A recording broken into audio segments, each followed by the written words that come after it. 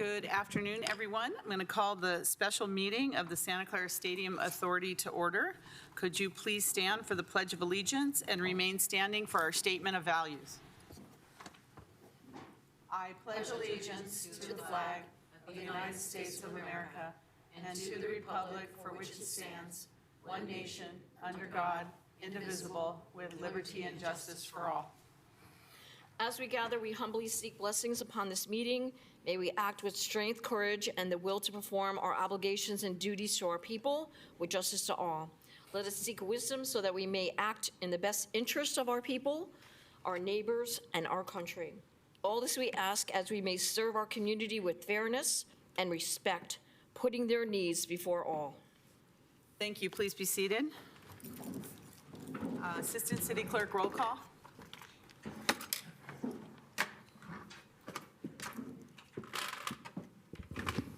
Vice Chair Hardy. Present. Board Member O'Neill. Present. Board Member Davis. Here. Sorry. Board Member Watanabe. Here. Board Member Shahal. Here. And Chair Gilmore. Here. Thank you. May I read the Statement of Behavioral Standards? Yes, please. The City of Santa Clara has adopted a code of ethics and values and behavioral standards for public meetings to promote and maintain the highest levels of conduct. This includes mutual respect, robust discussion, and allowing city business to be done in an efficient and consistent manner. Please note that as presiding officer, the chair's direction in matters of process and decorum should be followed, and that use of the gavel indicates all conversations must conclude and everyone in attendance should come to order and attention. Welcome and thank you for your participation. Okay, thank you very much. We're going to move on to continuances and exceptions. Does anybody have a continuance or an exception? See none. Anyone from the audience? Okay, we'll start right into our general business. The first is the draft 2020 non-NFL events marketing plan for Levi Stadium in accordance with section 4.10 of the Stadium Management Agreement. Staff. Afternoon. Good afternoon. I want to thank the board for convening in study session or in special meeting to review the draft marketing plan as well as the proposed budget for the Stadium Authority. I want to share also that in past years we've reviewed the marketing plan after we review the budget. However, this year I wanted to review it first, largely because it allows for us to do two things at once. It allows for us to establish context with respect to where we're at with the Stadium Authority and the operations and booking of the stadium. And two, it also allows for us to get that base information in order to understand the strategies and from which the revenues or the losses flow. And so I thought it would be important to get that lens first before we go into the numbers for the budget.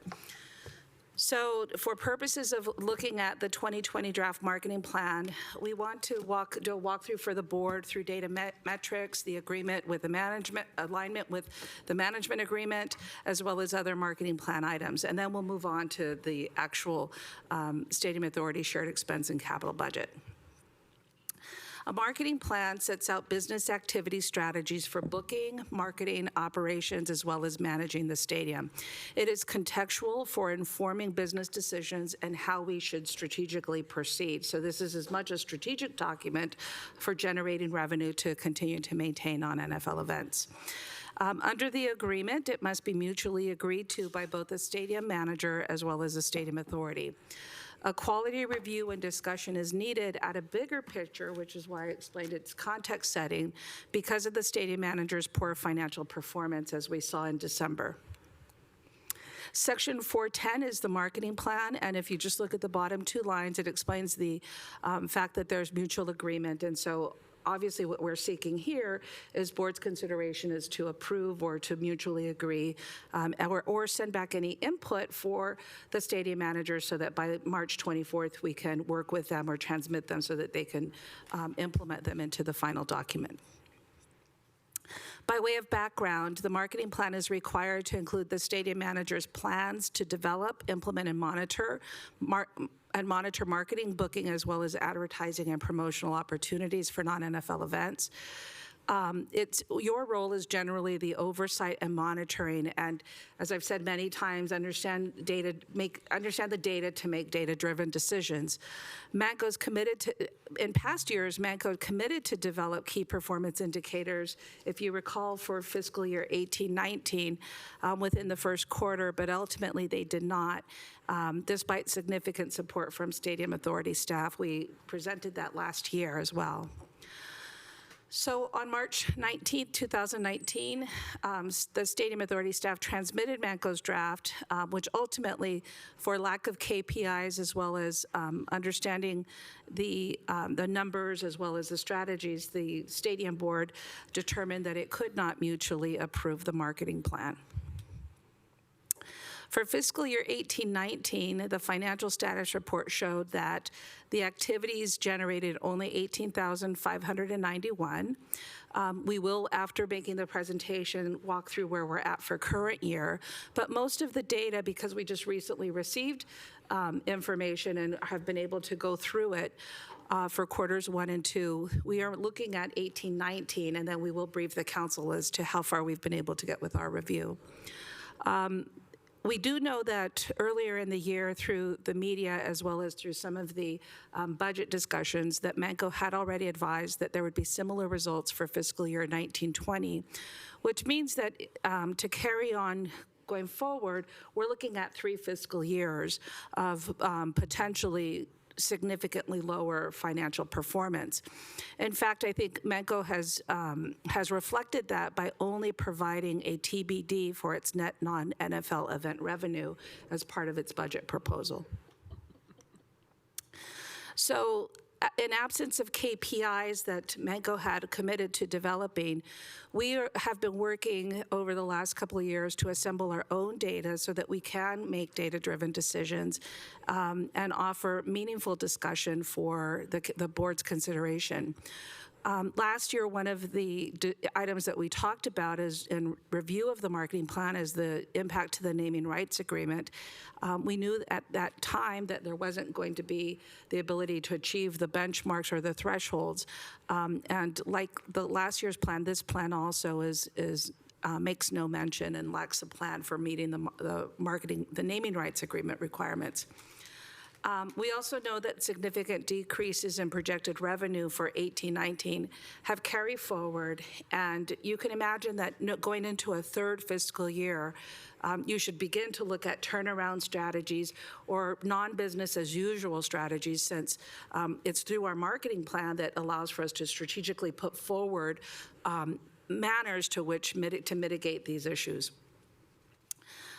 There is also, for 2019, which carries forward, is the lack of explanation of how Manco's business practices are, one, commercially reasonable, but also strategically profitable. We've had many conversations over the course of the year about the majority of ticketed events being money-losing events, as well as various giveaways, quality of contracts. And so there isn't really a comment or strategies that offer new approaches for 2020 marketing plan. So let's look a little bit closer. As I just want to state that the reason why this is important, it's not just a marketing plan to summarize activities or regional partnerships. Manco is a fiduciary of the Stadium Authority, which means that under the management agreement, they are to act on the Stadium Authority's sole best interest.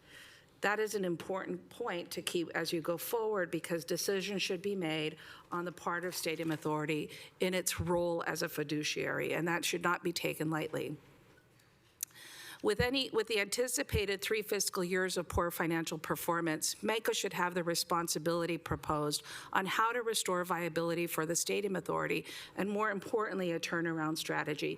Any business in the region that's losing money at this rate would want to start to look at what parts of our business are viable, what do we cut off, what do we proceed, and what do we invest more dollars into. So let's look again through data results, and so to know where we're at and how we should move forward. So I mentioned in absence of KPIs, we have our own KPIs. This is the first chart that we brought forward on since 2015. Total non-NFL revenue, net revenue has declined year after year till finally hitting about zero for fiscal year 18-19. It looks like we're on track for that same amount for 19-20 based on the figures we have, and what we have at best is a TBD for 2021. Total non-NFL net revenue dropped most significantly in 17-18 and 18-19, reflecting a $5.1 million decrease. We also know that for net general fund impact, that the trend is expected to continue with no new revenue proposed. I've already mentioned the TBD.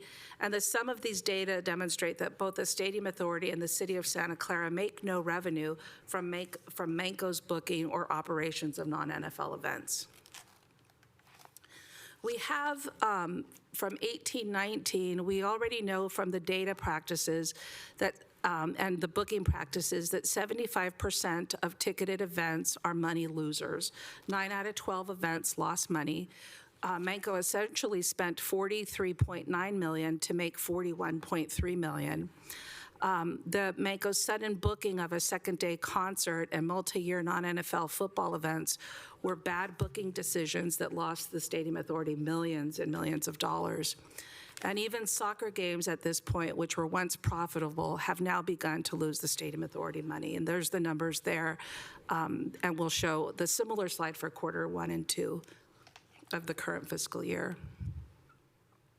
You've seen this chart before. It essentially reflects over the last fiscal years how non-NFL events have lost money. If you total the first line item, it adds up to about $15 million of decisions that have lost dollars. It also shows the performance rent and how that has basically hit zero over the last couple of years, which just reiterates why booking, marketing, and promoting the stadium really requires a different approach. Obviously, over the years, this continued practice, it's not financially making a material difference for the Stadium Authority, in fact, except on the downward trend.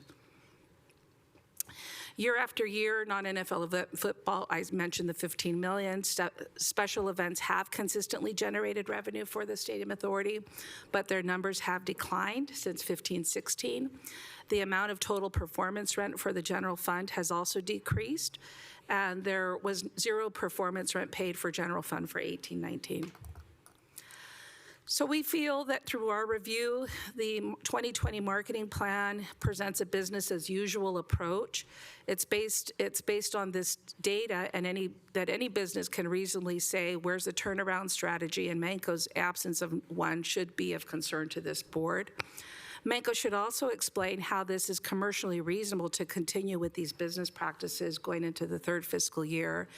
And there were 2 new approaches that were offered in fairness to Manco, and that was, the first was a LinkedIn site, as well as proposing a quarterly newsletter.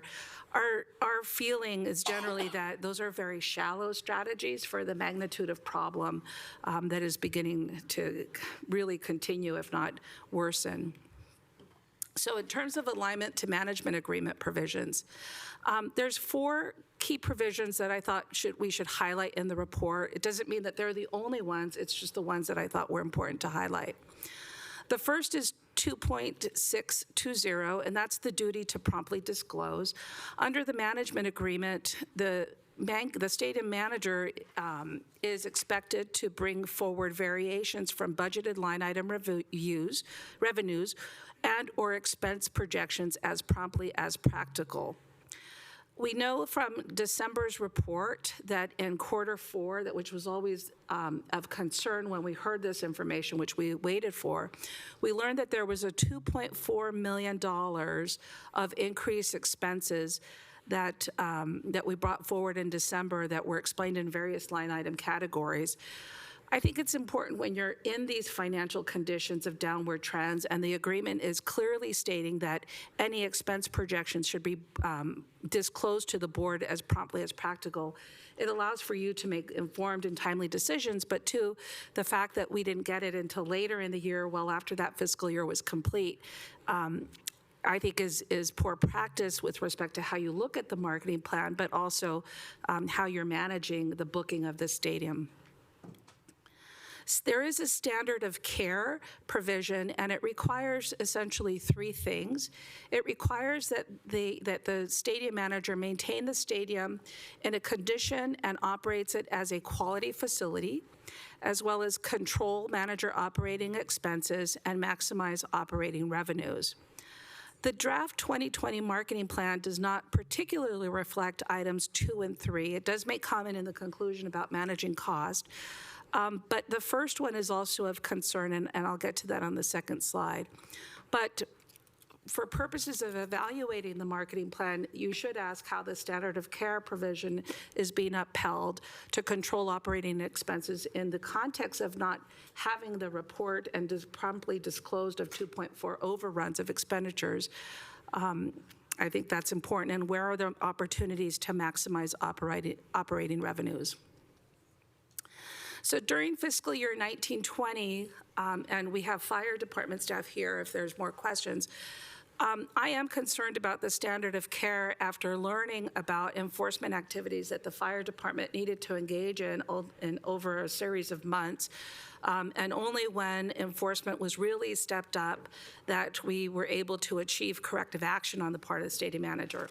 Essentially, they can correct the time frame, but it rounds off to basically the NFL season up until just about end of January, perhaps early February. The stadium operated without the state legally required certified stadium fire alarm system for months. And this is your audio capability to provide instructions to attendees of how to proceed or which directions to follow in the event that there's an emergency in the stadium. That's just a baseline requirement, and we should expect a stadium manager to be able to comply with that simple request. Beyond it having to be reflected in the agreement, it's just the right thing to do when you're convening tens of thousands of people.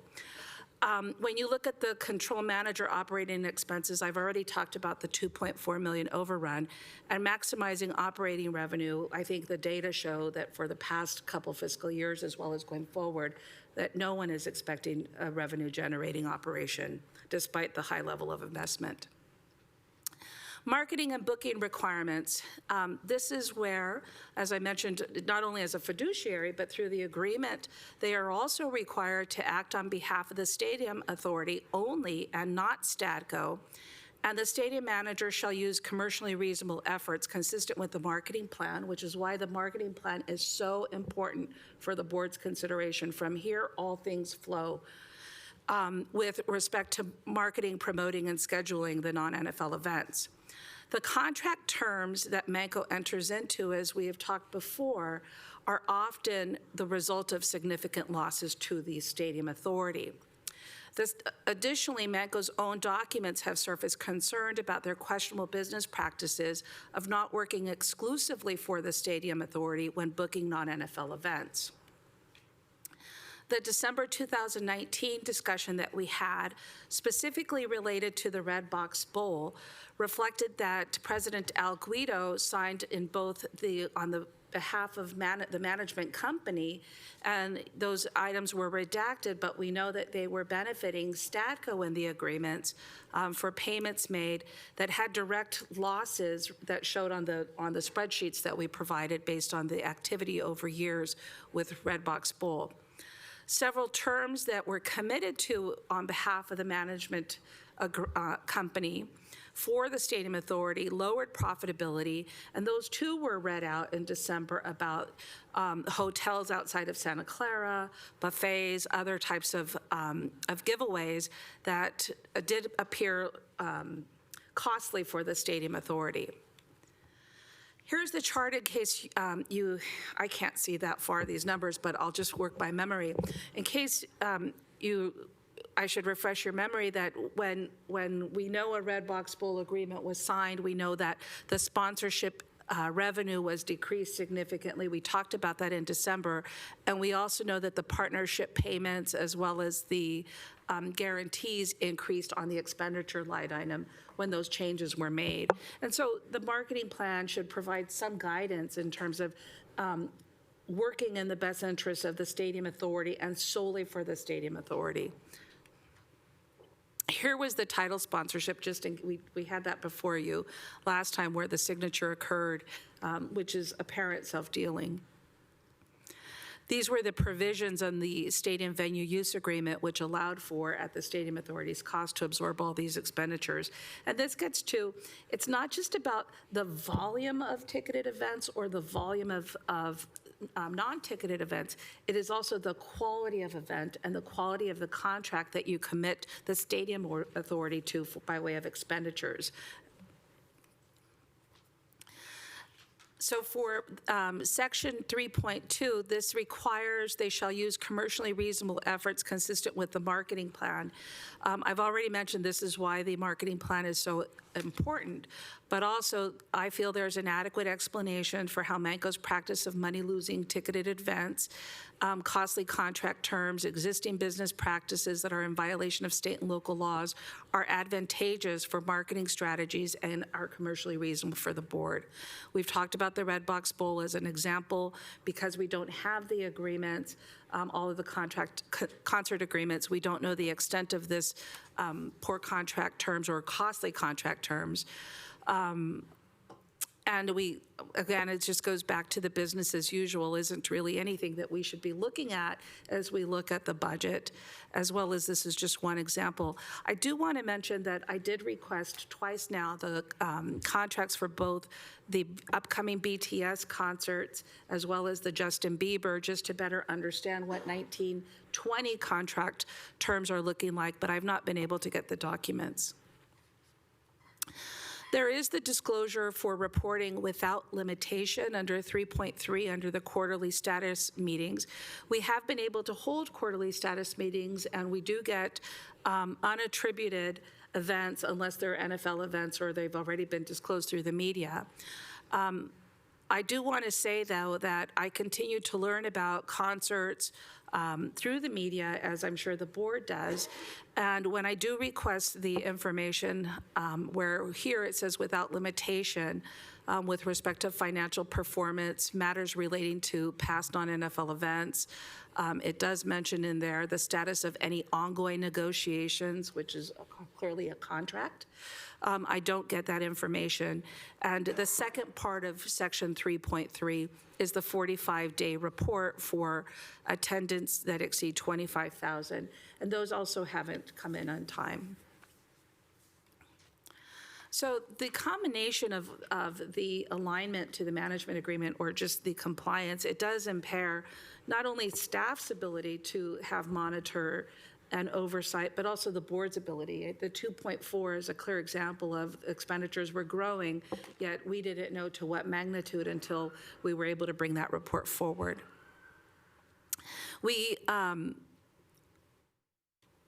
So in terms of other key events, we want to bring out that there is concern that there is no mention in the 2020 marketing plan of these multi-year poor financial performance conditions and what strategies need to be taken into place. There is a lot of, as quoted in the report, the good news, the good opportunities, but it's against this backdrop that we would need to consider that marketing plan, and particularly how this high volume of activity and high volume of investment makes financial sense or is business savvy with respect to continuing the investment in a marketing plan. I think they really need to take this back to the drawing board, hear from the board, hear from city staff that says we really need a turnaround strategy at this point if this multi-year not generating any revenue for a stadium authority or the city, it just doesn't make sense to continue on this path. So with that, we're going to bring forward the fiscal year 1920 because at the time of developing this part of the report, all we had was 1819, but Ken, with his superhero-ness, was able to bring it forward. Thank you, Deanna, and Honorable Mayor, Stadium Authority Board, Ken Lee, Stadium Authority Treasurer, and I have a handout for that the Assistant City Clerk will hand out, and if the AV team can pull up the presentation from item 2, and it's the last slide on that presentation. Get some help there. I did want to preview some of this information will be provided as part of the first and second quarter financial reports that will be brought forward to the board on March 24th. But today I did get a chance to look at performance to date, and so if you could go to slide 31 on this, the very last slide for me. In summary, taking a look at the events to date, there were 8 events, and about 3/4 of them generated no or lost revenue for the Stadium Authority. In total, that was just shy of $2 million. It's the very last. Just shy of $2 million. I do want to note this is information that we have to date. It continually changes as we receive additional invoices, for example, public safety costs provided by third-party jurisdictions. And so the numbers here are reflective of what we have to date. We do expect the expense numbers to go up as we continue to receive invoices from now till the end of the fiscal year. But in summary, almost a $2 million loss from ticketed non-NFL events, so very similar to the performance in 18-19. And as Deanna mentioned, looking forward, we did not receive any projections for 2021. So I wanted to provide that information to the board. So I just wanted to close a couple of gaps. As Ken said, that because there's still, expenses are still being distributed, the number will likely grow over 1.8 million in terms of losses. Knowing that the other part of non-NFL events, the non-ticketed events, is missing, where that's really the bread and butter or where the revenue is made, it means that in order just to make up for zero, the losses would have to equal the losses would need to equal the revenue generated from non-ticketed events just to stay with your head above water. And so that's why we're feeling that it really is worth pausing and looking at this first before you think about going into the budget discussion. Is that the end of the That's the end of the- presentation? Do we have anybody from Manco here or the 49ers that would like to present? Did they say they were going to come and present the marketing plan? No. Okay. Wow. Just when you think it can't get worse, it does. Council, or Stadium Authority Board, I'm going to start with questions. This is just on the marketing component of this. I just, because this is not my plan, I've already mentioned what my concerns are, so I would like to just take comments or questions or input. We will transmit them to the stadium manager in hopes of receiving a revised marketing plan for the 24th or a response, but I'm really not in a position where I could answer questions. That's on why I the was plan. asking, because they should come up and talk about and defend their own marketing plan. That's right. Because there's some gaping holes in it at this point. In fact, it looks, except the numbers are a little bit different, but it looks almost identical to last year's, which we didn't actually approve either. So, and they didn't come to that meeting either to talk about it. So it's difficult when it's a one-sided conversation. Stadium Authority, okay, let's start with Board Member Chahal and then Hardy after that. Thank you, Chair. Thank you for the report, City Executive Director. Couple of questions and then some comments. I noticed that it says the soccer games are losing money.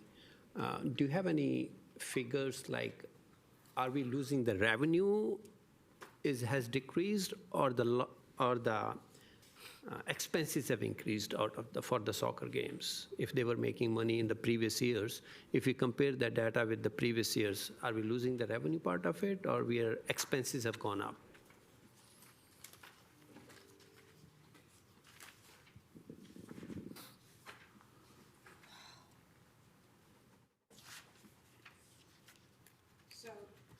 We can do the data analysis for the information that we have year after year.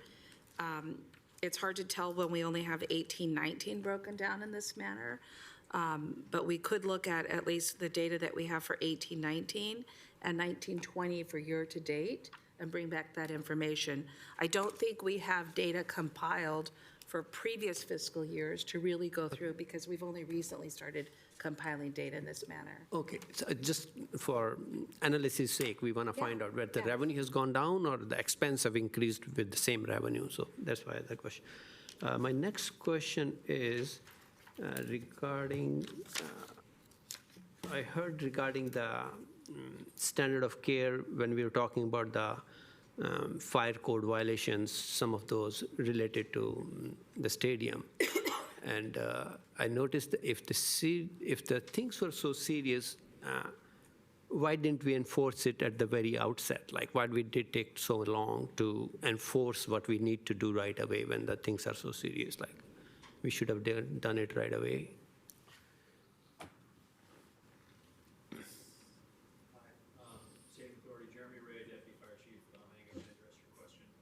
Is your microphone on, Jeremy?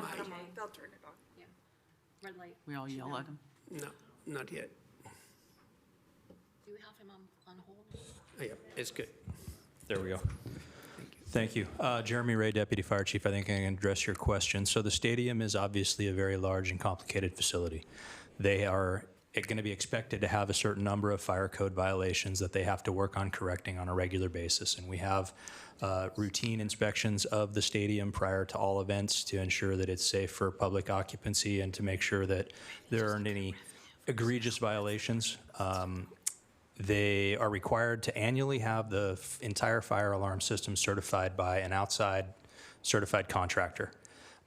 Generally, those inspections reveal problems, and so the management company received a comprehensive list from that contractor on August 23rd with a list of both violations and a list of areas that the contractor was unable to access in the stadium for various reasons. It could have been locker rooms, I don't know, but in that list were also areas that they needed to be able to access in order to certify the alarm system, do their tests and certify the alarm system. It's fairly routine for a building of that size to have a long list of violations. However, what should have happened is that the stadium management company should have then worked with the contractor to correct all of the violations necessary to get the alarm system certified. That did not happen. We, in our pre-event inspections, were able to always ensure that the alarm system would function to a level that we would be able to operate it if necessary. We always have a deputy fire marshal or higher at the stadium in the alarm panel control room to manually control the alarm system if necessary during an event. But we did place on a list of violations the fact that they did not have a certification. So it's very important to understand that when it comes to the fire code, we try to manage fire safety through what we call the 3 E's, so engineering, education, and then enforcement. So with the education aspect of this, it is trying to work with the stadium to get voluntary compliance and working on their fire code violations. That is generally successful with most businesses, most organizations. It did not prove to be terribly successful with the stadium management company. So it was only when we reached the point of fining them daily fines in the amount of $1,000 that finally got action and they were able to get the alarm system certified. So they went on for a period of months without having that certification, which is required by law. Okay, thank you for that information. And in addition to, let's say somebody is paying the fine, but it is so much safety oriented, like we need this thing really for some such big events, it's really a safety issue. So in addition to the fines, what else can we do to enforce it? We can prevent them from holding an event there if it's that much of a safety issue.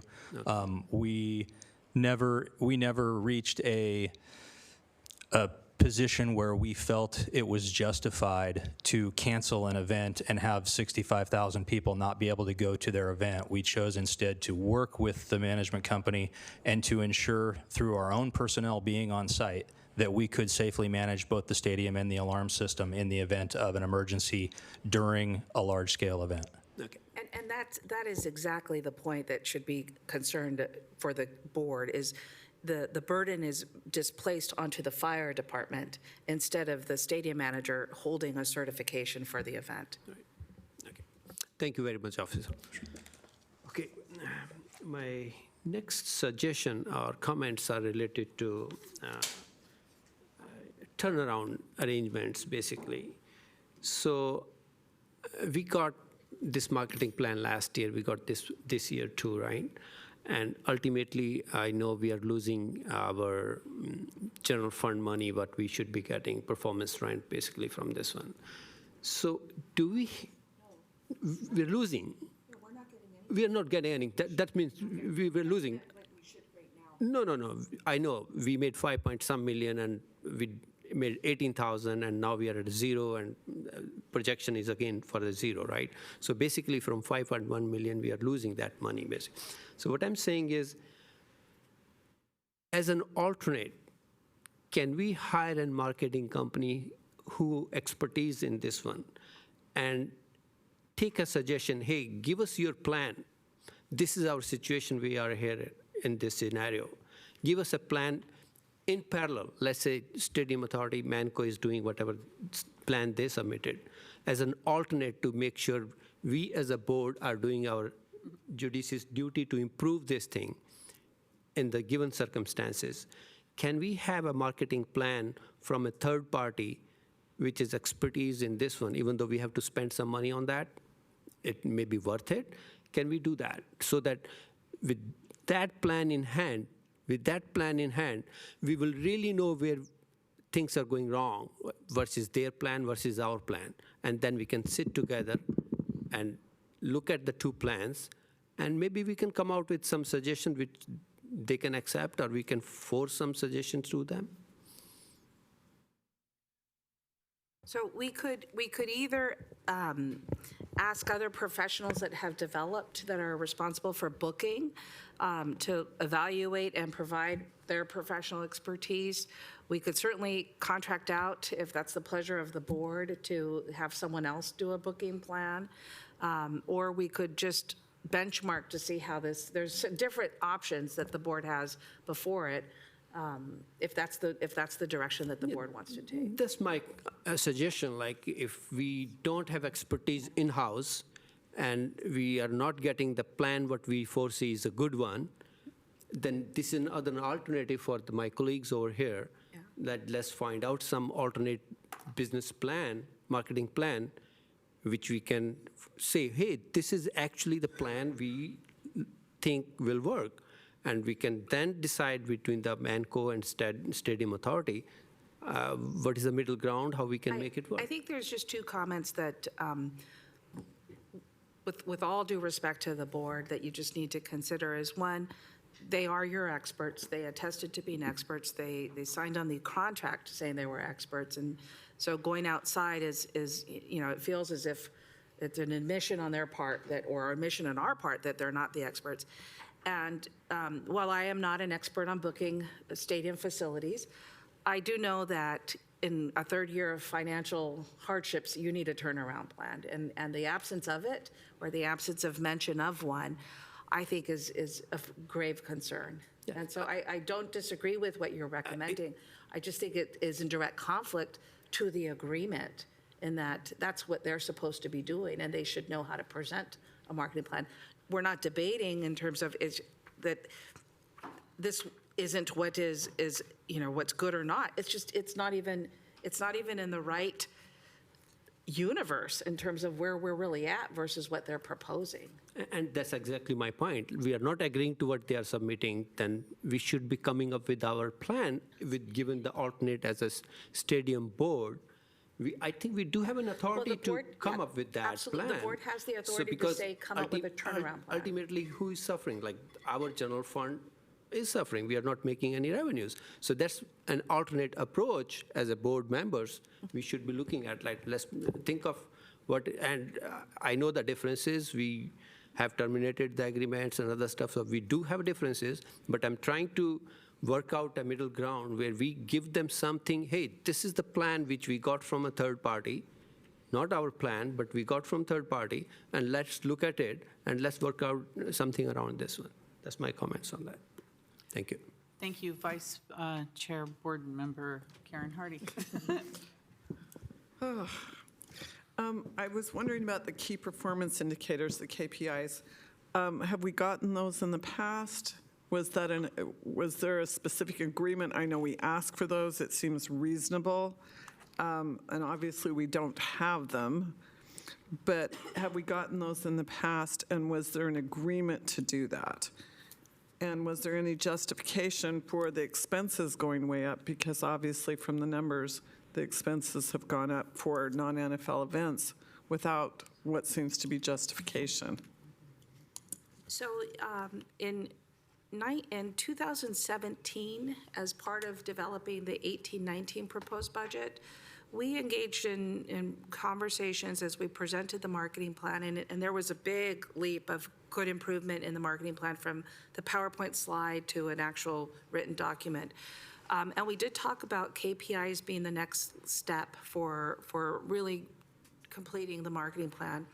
At that time, there were stadium manager representatives who did in the room as to the board commit to developing KPIs. Staff spent considerable, Stadium Authority staff spent considerable amount of time. In fact, we issued a report with the templates that we developed for them, the areas that we wanted measured and data to really understand oversight and data-driven analysis. They did not complete it. They had committed to completing it in the first quarter. By the third quarter, it was very clear that there was no intention to engage in developing KPIs. And then in response to, Vice Chair, in response to your question on the increased $2.5 million expenses, we have accounting data from those increases. They were in the janitorial, miscellaneous, and operational expenses for ticketed events. When we asked them why the increase occurred, we did not receive a response. Thank you. Thank you, Authority Member Davis. Okay, sorry. Okay, you know how I love marketing. Being that they're not here to defend, or I guess they're at the 49er Stadium watching us on television in their cozy little seats. So my questions, my comments are, I take last year's marketing and I get with the projection, so these comments are going to reflect that. So in 2019, they stated they had 106 events with 40,000 attendees. In the 2020, they are now saying there are 35,000 people that will be guests at their events. They stated that December was the busiest month they've ever had. In 2019, they had 22 holiday parties, but in 2019, they had 26 holiday parties. That's only 4 more. But they put in here the Redbox Bowl and the 2 NFL playoffs and the Pac-12 game. So I guess that was what they, claim as their busiest month. So in their last marketing plan, they listed the number of events. So I would like to know what number of events really are supposed to be or planned for 2020, because they're giving us their look back at 2019. So they're not really telling me what they're going to budget for or how what they're going to do, but we're going to get more into that as we go down the line here. In 2019, they put their package together as a special events team, and that they were actively going to book local and national industry groups to promote the stadium as a world-class event. And they were using this as a landmark, like our landmark would be Santa Clara, but I don't see anything in here that states that they're going to market Santa Clara anywhere. Further down, they clearly state that special event sales they're working with the Business Journal and the San Francisco Business Journal and these other events that they attended. And they cited 14 of those, but they only gave us a list of 7 here. But the problem that I had was if they are attending these events, one of the events that they are attending is the Meeting Planners International Northern California Chapter, and the acronym is MPNICC in San Francisco. So they attended a gala. The problem that we have is that this would be a loss of revenue to our TOT because it is in direct competition to the TID and the hotels that formed a Melon Rouge to help pay off the stadium. So they're saying that they're going to leverage these people. They attended these events to participate as a sponsor or exhibitor, and the sales team was able to directly connect with these people and then make them a future valuable outreach person. So if they're going to do this and go in competition with my TID and my TOT tax, I find I have a problem with that. I just think that it's not good business practice to kind of undercut us on TOT or the TID itself, who formed that Mello Rouge. Not happy. And then they stated their special events team was to double the attendance and capture leads for this year's coming events. So I'm wondering how they were going to do this. So as I read further into this, they said that they learned that they needed to be completely creative in spacing and activations. Their repeat clients were looking for something new, and they wanted to drive attendance. So as I'm reading this, they're adding to their inventory. They claim that their first team, their sales team sold the first South Club event in the fall of 2019. Do we have that information, Ken? They clearly put it in here, the first South Club event in the fall of 2019. Do we have the numbers for that? I'd have to go back and check Okay. and get back to you. Because I'm just wondering how they did that. Then they're in the turnkey, they claimed that they hosted 33 proms for formal and proms or informals for Bay Area high schools. Is that part of the events that I'm asking for? I want to know, because it was 106 in 2019, I want to know if this 33 is part of that number of events, okay? Because that would be part of an income sharing, correct? All right. Let's see. Business updates, this is a kick. Okay, LinkedIn page. Okay, it's very basic and elementary. I mean, I'm kind of like concerned about that. That doesn't make any sense to me. They also said that they were going to track the CRM. That was stated back in 2019 also. They hired a manager for the sales team, and I don't know who that is.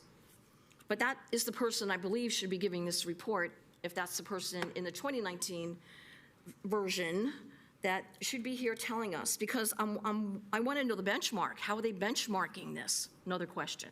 How are they doing this? So their claim to fame is that they are moving beyond, this is what they're saying, moving beyond hotels and convention centers because they need to change the standard ballroom experience. So they're toting that we are the favorite destination. Well, if we are, then how are we not making any money? I want to hear the answer to that question too.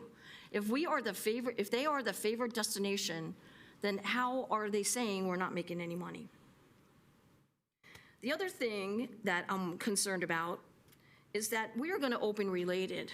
I don't know when, but what are they going to do to market their Levi Stadium when we have the Related project right across the street? What are their projections? That should be part of a marketing plan, especially if you're going into a 5-year outlook. So that's another question, sorry. I'll talk slower. So they did implement the CRM. They did say they were going to do that in 2019. That was part of their goal, and they've been doing that. But it says here, it allows the sales team to measure output and results month to month. How come we don't have that information? If they know from their CRM what's happening on a monthly basis, why can we not get that information if they have that? The other thing they're doing is they're saying local collaborations, that they work with Santa Clara Convention Center, Great America, and the TID, and I'm not seeing any evidence of that because the TID is complaining about that they are not working with them or collaborating in any way, especially with the convention center. So I want to know why they're not, they say it here, but they're not doing it. Because it says clearly, Levi Stadium continues to work closely with its neighbors to sell Santa Clara as an event destination. I don't believe that. They also had a party in December. It wasn't really a party. What it was they went to San Francisco, and they collaborated with the Convention Center, Great America, and they, the hotels did a trade show booth called the SAE, and I asked one of the TID people what came of that. Nothing. They didn't book anybody. So I want to know if this is part of when they go on their trips, is this something that we are paying for as shared expenses for these local and national conferences? So I'm kind of wondering. They said that they were going to market outside the city, but they said that most of their clientele is coming within 20 square miles. That was stated in 2019, but it's not there. The other thing they said was they're going to launch a sales kit. Where is this? I just had it. This little puppy here. This is a sales kit. I had staff take this offline. This doesn't tell me anything about, the only thing that's in here is their rooms for venues. That's it. There's no other information with the size or whatever. So it doesn't, this is not a marketing tool to me. I don't understand what that is. And the quarterly newsletter, it says they're launching it, and it's to educate the readers and inspire them to pick up the phone and email them. Okay, sorry, enough of that. So I'm really concerned about how they're addressing their marketing, because to me, it doesn't look like they're marketing much of anything. I just kind of look at this as some of 2019 restated things with updated information. And then let's get back to looking back. They stated last year that they had 50,000 plus SBLs holders. But in a 2020 survey, it went down to 54% of it says study participants rate major events or extremely or very important. And another additional 20%, and that's down from 33% from 2019. So there are losses. But can they give us this more information about what is the loss that's happening? And then they're saying under improved proposal services process, they're looking forward to submitting several RFPs in 2020. What RFPs? I don't understand, like, what RFPs for what? It doesn't, when you give a marketing report, you need to have the focus and where you're going to go. So I'm not looking this, I don't know. The other thing that they had was a proactive outreach. For 2019, they said they were going to have a soccer destination, that Levi Stadium would be a soccer destination. And then, Ken, you're telling me that we're taking a hit on having soccer. We're not making any money. So are they learning from their mistakes? Are we repeating history? I just would like to know why they're looking at that. I don't get that either.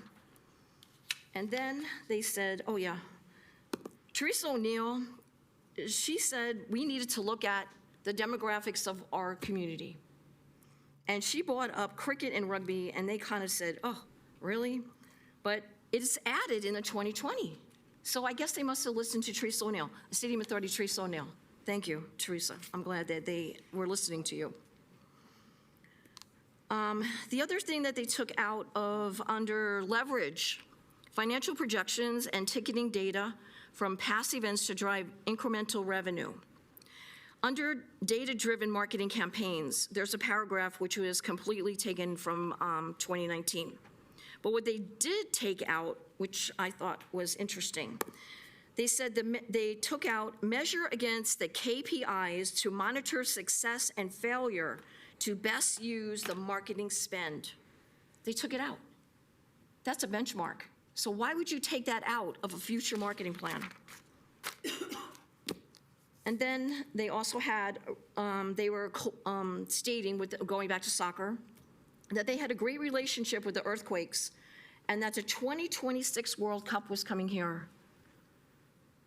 In the 2019, it was not in this marketing plan. So do we know, another question, do we know what is going on with the 2026 World Cup, World Market? I was shopping there. That was a slight of information, but anyway. Okay, those are my comments for this, and that's just the marketing plan. We didn't even get to the budget yet. So I want to know if they're going to call you, or what is the plan, city manager? Are we going to get answers, or We will draft the questions. am I talking as- into space? Like, what am I We will doing? draft the questions, and we will transmit the questions to the stadium manager and tell him that we'll be convening next on March 24th. And so that we'll give them a deadline of when they need to respond. So they will have a deadline of March 24th to. No. This will be before the board on March 24th, Okay. which means that we will give them questions sometime tomorrow or Monday. And the report will need to publish on March 19th, so it'll be a very quick turnaround.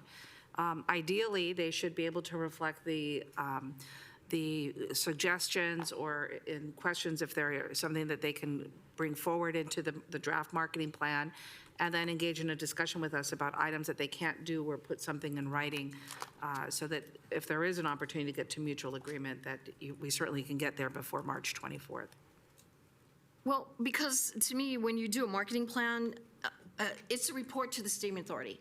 It should have a little bit more detail as to what they're doing and where they're going and how they're going to reach the goal.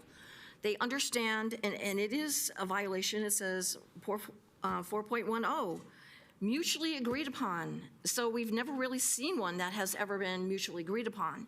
But at the same time, how are we supposed to make money? How are you supposed to right the wrong if we're not getting information that we can make at least clear policy-making decisions on where the money should be or not be? But to me, I mean, we just hired a bunch of people for marketing, and maybe they could answer some of my questions, but I really want to hear what they have to say about this. So those are my comments and questions. Thank you. Thank you. Authority Member O'Neill. Thank you. So just to kind of touch back to a little bit of what Authority Member Chahal had to say, I understand, you know, he's kind of a little bit of frustration and wanting to have maybe some basis of comparison. I think, once again, we found ourselves in the position of one of our esteemed city attorney, who isn't here this evening, was talking to me recently about something. We were looking at some issues that are going on. He says, well, you know, when we've gotten ourselves into trouble is when we haven't gone out for competitive bid on contracts. And so I think in this situation, it's kind of like going back to the fundamentals of the management agreement. We probably, you know, I know it's 5 years or 10 years, I don't know how many years now, too late, but that's when we probably should have had some real comparisons of people and marketing expertise. And if we were going to do some of that, like, I think that's almost like what by initially serving notice that we wanted to terminate some of the management aspects, it was because I don't think we were feeling satisfied particularly a lot about the marketing. And if we were to do something like that, I certainly would want to deduct it from whatever their management fees, so we're not double paying. Because as Authority Member Davis kind of alludes to, you know, the staff is having to backfill on functions, and our fire department is having to backfill on functions that we feel like we've paid for. It's to set the tone that, you know, I just have some concerns about, you know, the deliverables in a number of areas. Some of my concerns also were with what Debbie alluded to, like the stadium authority coordination, because I had a chance to talk to some people from the hotels and that were working with our new convention center operator, and I kind of had the sense from them that they didn't feel that there was very good cooperation going on. And I understand that each business entity, and the business I came from, we called it co-opetition, where we had to cooperate, but we were also competing against each other with various companies. So it's, I mean, I would want to know more about how are they coordinating, and they kind of allude to the fact that they feel like that they're somewhat having to function as the old Convention and Visitors Bureau. But it's, once again, it kind of seems like everybody's pitching in and doing that for the time being until we complete getting that. And I know the board is coming along for that function. But so my comments kind of general, because I think the report is very general. They touch on a number of areas, but it's not really fleshed out. they say, we're looking at this, we're looking at that, and by not having any KPIs, it's not like saying, okay, we are going to do this initiative, and then having some measurable deliverables under those initiatives. So it's, as I said, I feel like they've started the effort. They're perhaps on the journey, because like I look at the one indicators they had like those charts in there showing the rankings of like kind of like customer satisfaction on this, but once again kind of quite general. And yet when we see outside surveys, it's been a little embarrassing that the customer satisfaction ranking of people who have attended events hasn't been higher. So I guess all of my comments are or a number of them are in the range of, it just needs to be a little bit more robust and thought out and really coming with some ideas. And maybe they should go out and hire some consultants to come in under their management fee to say, okay, how can we really turn this in, make this a more successful venue. When we were having some issues about the curfew a couple years ago, I got a phone call from like the CEO of Live Nation, surprisingly. And he told me that they really liked Levi's as a venue and thought it was far superior in terms of particularly a lot of the infrastructure for like loading in and loading out, how they, to everything that they would establish in terms of whatever materials they were bringing in for their shows and things like that. So particularly if somebody of that stature thought it was a good venue, why isn't it being more successful? And I do think, though, we also have to be somewhat realistic that, and then once again, I had this discussion with the stadium manager a few years ago, there aren't that many big concerts that can come in and, there's just not that many acts anymore that can fill a stadium like that. But how do we maximize those opportunities? As I said, I think we do need to force, work with them or force them to say, hey, maybe, like I said, go out and get a consultant that can help you maybe set up your KPIs and really put real steps towards how you're going to really act on some of these initiatives that you're listing, because otherwise it will come to nothing. And one of the things that they mentioned, that when I read this is the first, I don't think I remember hearing about that. We had a New South club. I mean, because that makes me wonder. And then they did mention adding another club in there, which I understand about people always want the new bright shiny penny. Just as Great America, they're having to refresh the rides and the attractions. But it just makes me once again wonder: did we know about that, and was that permitted and paid for? How did that happen? So I'm just kind of curious, particularly when they say it sounds like they're going to try to build another new club on one of the, and particularly since we haven't been able to use that space next to the restaurant so that we could have a community room. Okay, so those are my comments right now. Thank you. Authority Member Watanabe. Thank you, Chair. I don't know how many questions I have, as I feel like it's a repeat of last year. I'm just going to be expressing my frustrations from hearing the reports, but it's not your fault. You're just sharing the information. So, as they say, don't shoot the messengers. I have a couple of questions to start off, and Assistant Fire Chief Ray, you don't have to get up, but you could just say yes or no. You mentioned about the fees the fines, that they were required to pay. Have they paid all of the fines that were imposed as a result of the fire equipment not being up? In the microphone, please.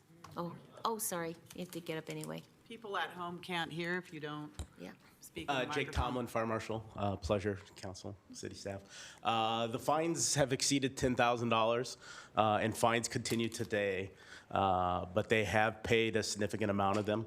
But I can get that information from Ken and forward it to you. We'll provide it. Okay, great. Thank you very much. Sir? Provide what's been paid and what's been issued by way of payment for the March 24th report. Okay, great, thank you. Let me see. Okay.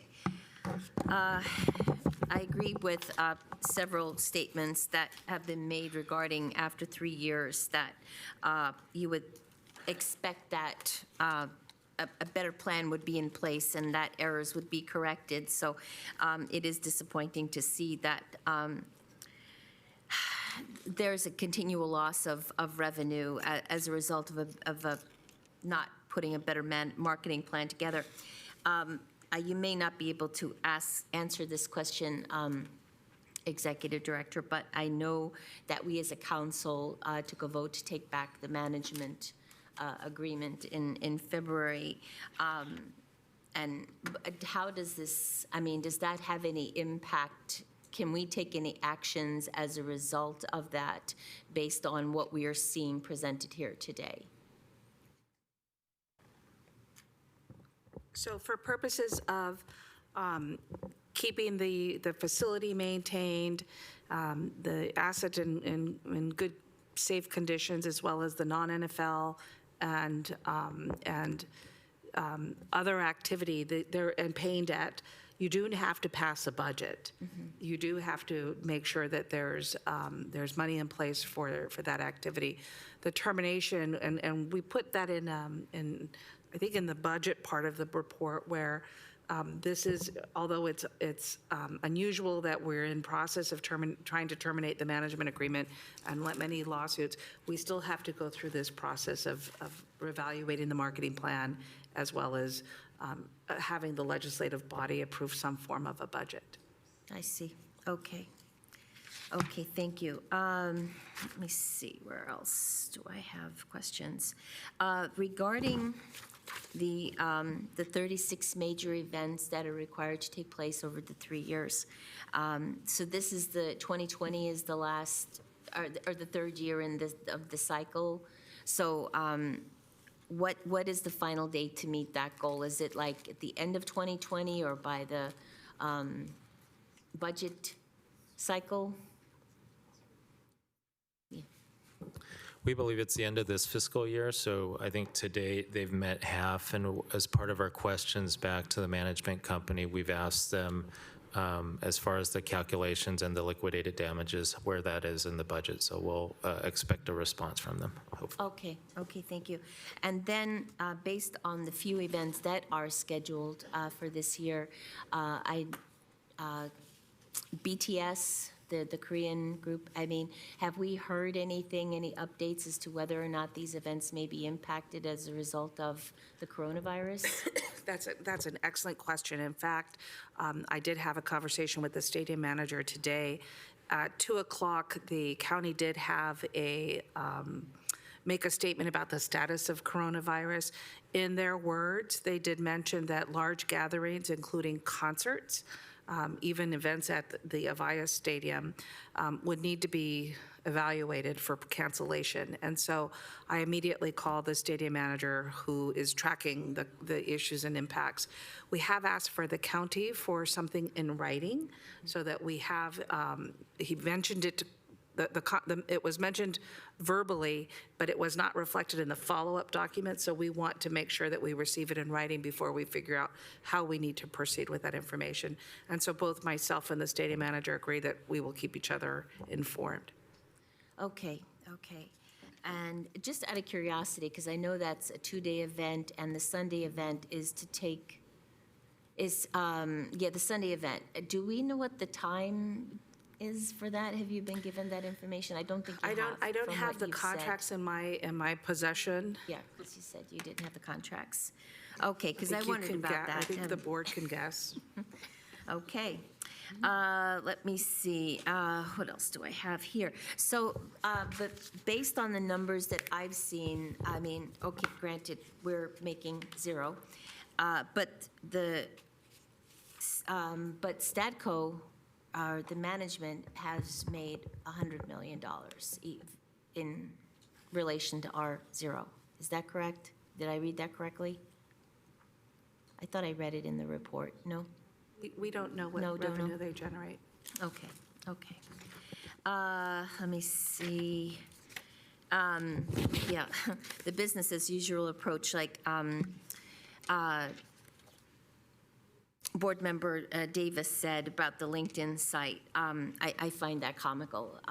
You know, a professional NFL team that you're going to LinkedIn, I mean, I just have to wonder, did they purchase the premium package to engage in the outreach? I mean, it only cost them $595 at that rate. So that to me is not much of a marketing plan. Let me see.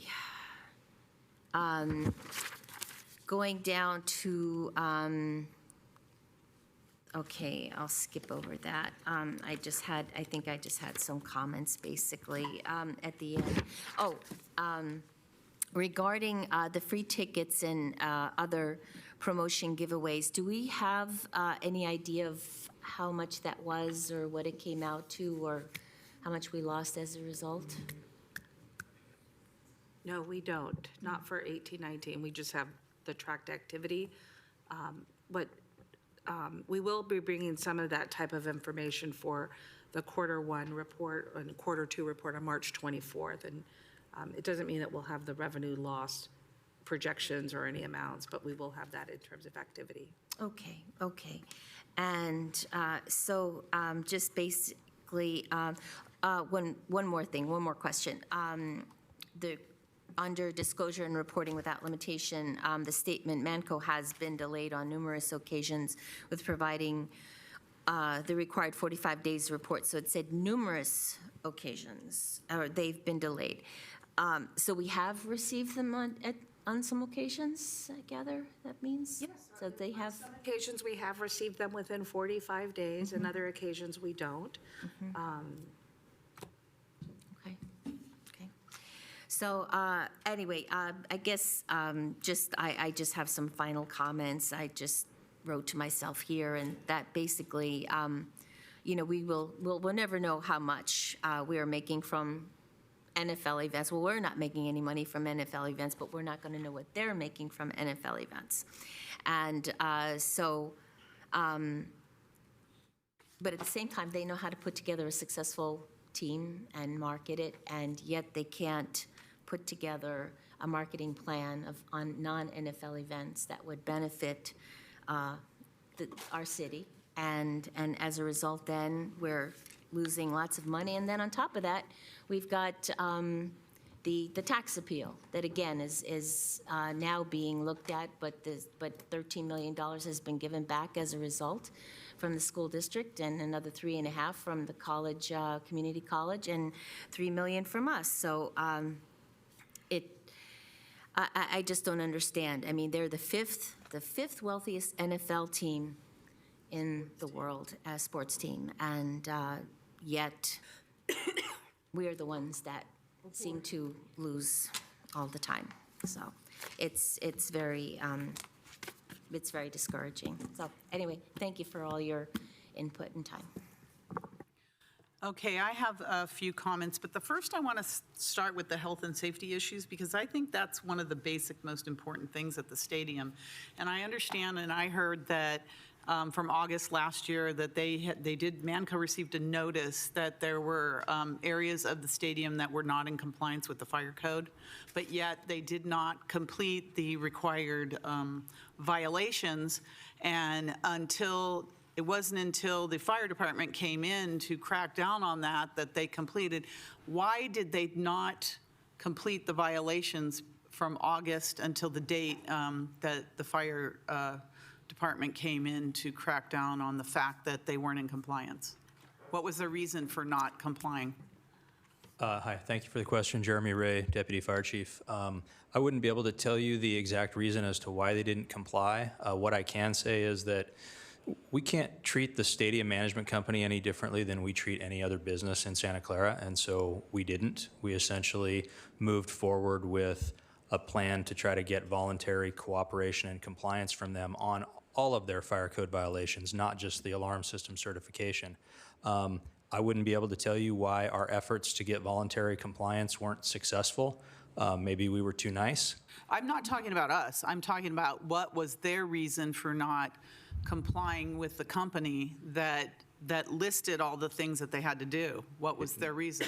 They wouldn't have communicated that to us. I mean, I would have to chalk that up to the same reason that they didn't comply with so many other fire code violations that we tried to get compliance, all the way up until the point that they were being fined thousands of dollars a day, and then we started to get compliance on those issues. How many outstanding violations do we have today at the stadium? 17, I believe, which is down from, in my tenure in this position, when I came in, we were in the 40s or around 50, and I believe at this point we are down to 17. Is that due to your diligence of looking over all these? I am just having such a hard time. I'm not even talking about the marketing plan or some of the financial management, but the fact that we hire a management company to manage this public facility where thousands of people come at any one time, and they have that many violations, I think we should all be very concerned about the oversight for the health and safety issues at the stadium. Yeah, I mean, it's a significant number of violations. As I said before, anytime there is an event, we have a significant number of staff on site, and so we are able to monitor and look for violations that would be an immediate threat to health and safety and require those to be addressed right at that moment. But it's not uncommon for a business to have violations. The number that they had was significant, and the lack of voluntary compliance is also, I would say, greater than what we've experienced with other businesses. And so that's why we had to get to the point of significant daily fines to get more cooperation. I don't look at this as any other business in the city, because this is a publicly owned facility, and this board is in charge of oversight and to make sure that it's managed properly. So I don't look at this as any other business in the city, and I want to know if there's any action we can take for the future, that if they are putting any of our public at risk by not complying with, all of our codes and laws and everything, that we immediately shut it down. Because the fact that they ignored what that company, that annual company, had given them, and had there been a problem and there was no access to the system where you can, the public address system, where you can talk about that, that is ridiculous. So I want to make sure in the future that we, not treating this like any other business. This is should have more oversight than any other business, because the fact that it can any one time hold that number of people, that we really make sure that, we can only go so far before putting the public at risk. I appreciate the fire department going in and taking over because of the lack of, oversight and proper management of the stadium, that you had to go in and do that to make sure that the public and our visitors were safe. We appreciate that, but it concerns me of things that they're not doing, and then there's these outstanding violations that just continue. I almost don't, the money I don't care about as much as having the actual item fixed and completed and up to code to keep it at tip-top shape of public safety. So thank you so much for, your oversight of that. But I'd like to say in the future, or let us know if we have to take executive director to give them any additional authority to do what they need to do to make sure that, at least until we get new managers there, that it's very safe for the public. Yeah, there is a deputy fire marshal at this time assigned to the stadium specifically to try to work with the management company and to get compliance on the outstanding violation, as well as to just have a presence on site at all times so that we don't get to such an extensive list of violations again in the future. Thank you very much for that. And again, thank you for catching all this and the oversight from our fire department. Okay, so I'm sorry, I had to talk about that. I know we're talking about marketing, but that is more disturbing to me than anything. All right, the marketing plan. It says in here in our report that 75% of 2018-19 events were money losers. But this marketing plan really says that they're just going about business as usual. Yes, adding a LinkedIn site, what is that, $49.99 you can put it on? Or they have a free one you actually can put on, right? We can do it while we're sitting here. And a proposal to issue a quarterly newsletter. I don't know who this newsletter is going to. But really, I think, as was stated in here, there's no urgency in this plan for any turnaround strategy, and I think that's the problem that we're having with this plan. There's no urgency whatsoever, but there's a couple of things that that concern me. First of all,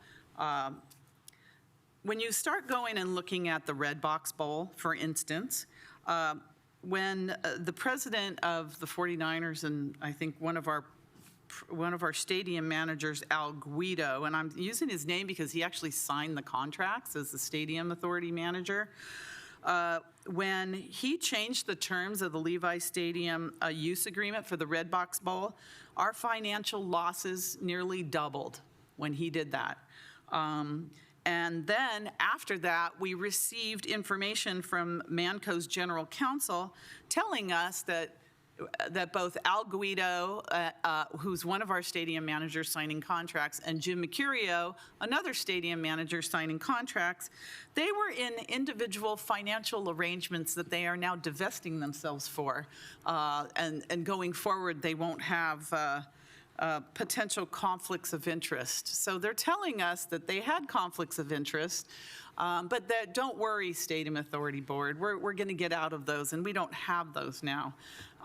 But the fact of the matter is, when they got involved, our revenues plummeted on that one particular event.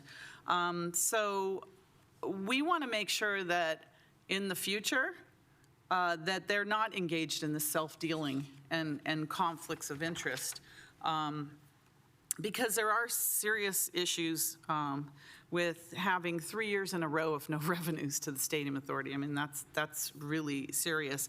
And then, for instance, when you said we have the naming rights, that they need to have, another 18 events in the next 3 weeks to make sure that they comply with the naming rights naming rights contract. And I saw later on in the financial report, it's over $300,000. That's the penalty if you don't. So where is that in this budget? Because that's certainly a penalty that will have to be paid in the next fiscal year.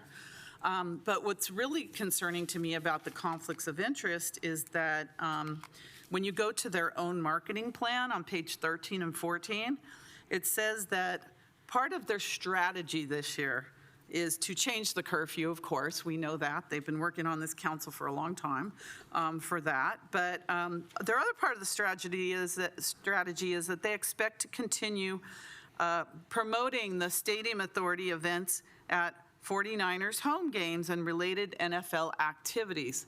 But guess what? They're going to continue they want to promote them on their panels outside the stadium and other things, but they will need to negotiate with the 49ers, and that the costs of all these new promotions will be borne by the major events, which means the Stadium Authority will pay for it. So they're telling us in their marketing plan they're going to negotiate with themselves to pay themselves for marketing costs to market our events for the Stadium Authority. So if anybody had any doubt that there's self-interest and conflicts of interest, just read their own marketing plan, page 13 and 14. So I think at the end of the day, and I know we have the budget to go through, but this marketing plan and their overall management, first of all, is violating in many, many places our management agreement. Hence, we're in court to try to take it away. They're violating health and safety issues at the stadium, keeping it safe. That's a violation of our management agreement. They're self-dealing and conflicts of interest by their own admissions. Can you imagine, once we do get contracts, how many more we're going to find? I think it's the tip of the iceberg. They're mismanaging a public asset tremendously. We have 3 years of massive losses to the Stadium Authority and a massive loss of revenue. Here's a for instance, they had the Rolling Stones concert, 11 million in revenue, 10.5 million in expenses. I'd love to see a list of 10.5 million in expenses. But Taylor Swift, who filled it up, only had 7.5 million, so 3 more million in expenses for the Rolling Stones and Taylor Swift, and they both filled the stadium. So I think when you end up with 100 million in revenue and 100 million in expenses and 0 revenue for the Stadium Authority and our general fund, I think there's something funny going on. But I think at the end of the day, I think Stadium Authority Hall said, well, let's hire someone to tell them what to do, right? Well, no, that's not the point of all this. They told us, and they told us when they got the contract, that they had the expertise and experience to manage and market our stadium. That was a false representation, as you can see in this report, last year's report, the report the year before. It's getting worse. They are booking events that aren't commercially reasonable.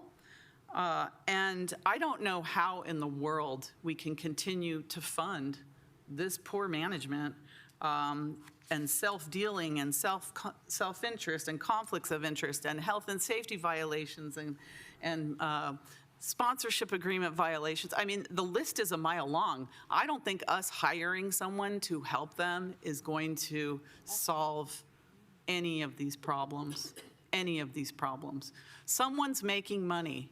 Their interest, their management of the stadium is to support their interest and not the interest of the owners, and that's the Stadium Authority in the city of Santa Clara.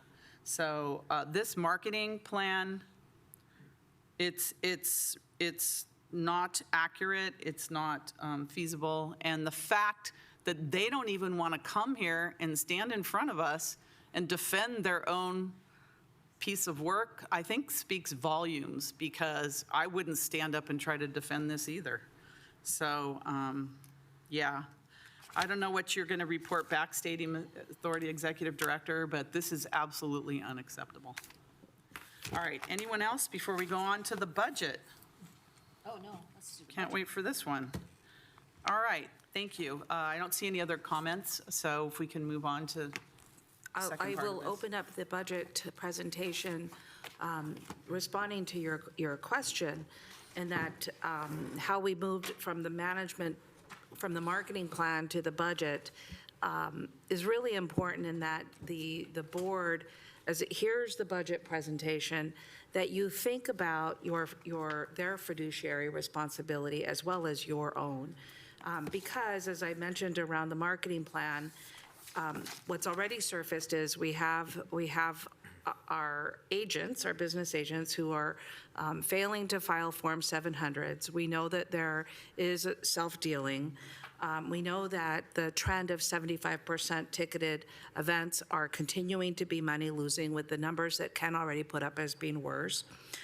They're clearly very busy, and their marketing plan does reflect a lot of scheduling and booking. However, they're just not making any money off of that busyness for the Stadium Authority.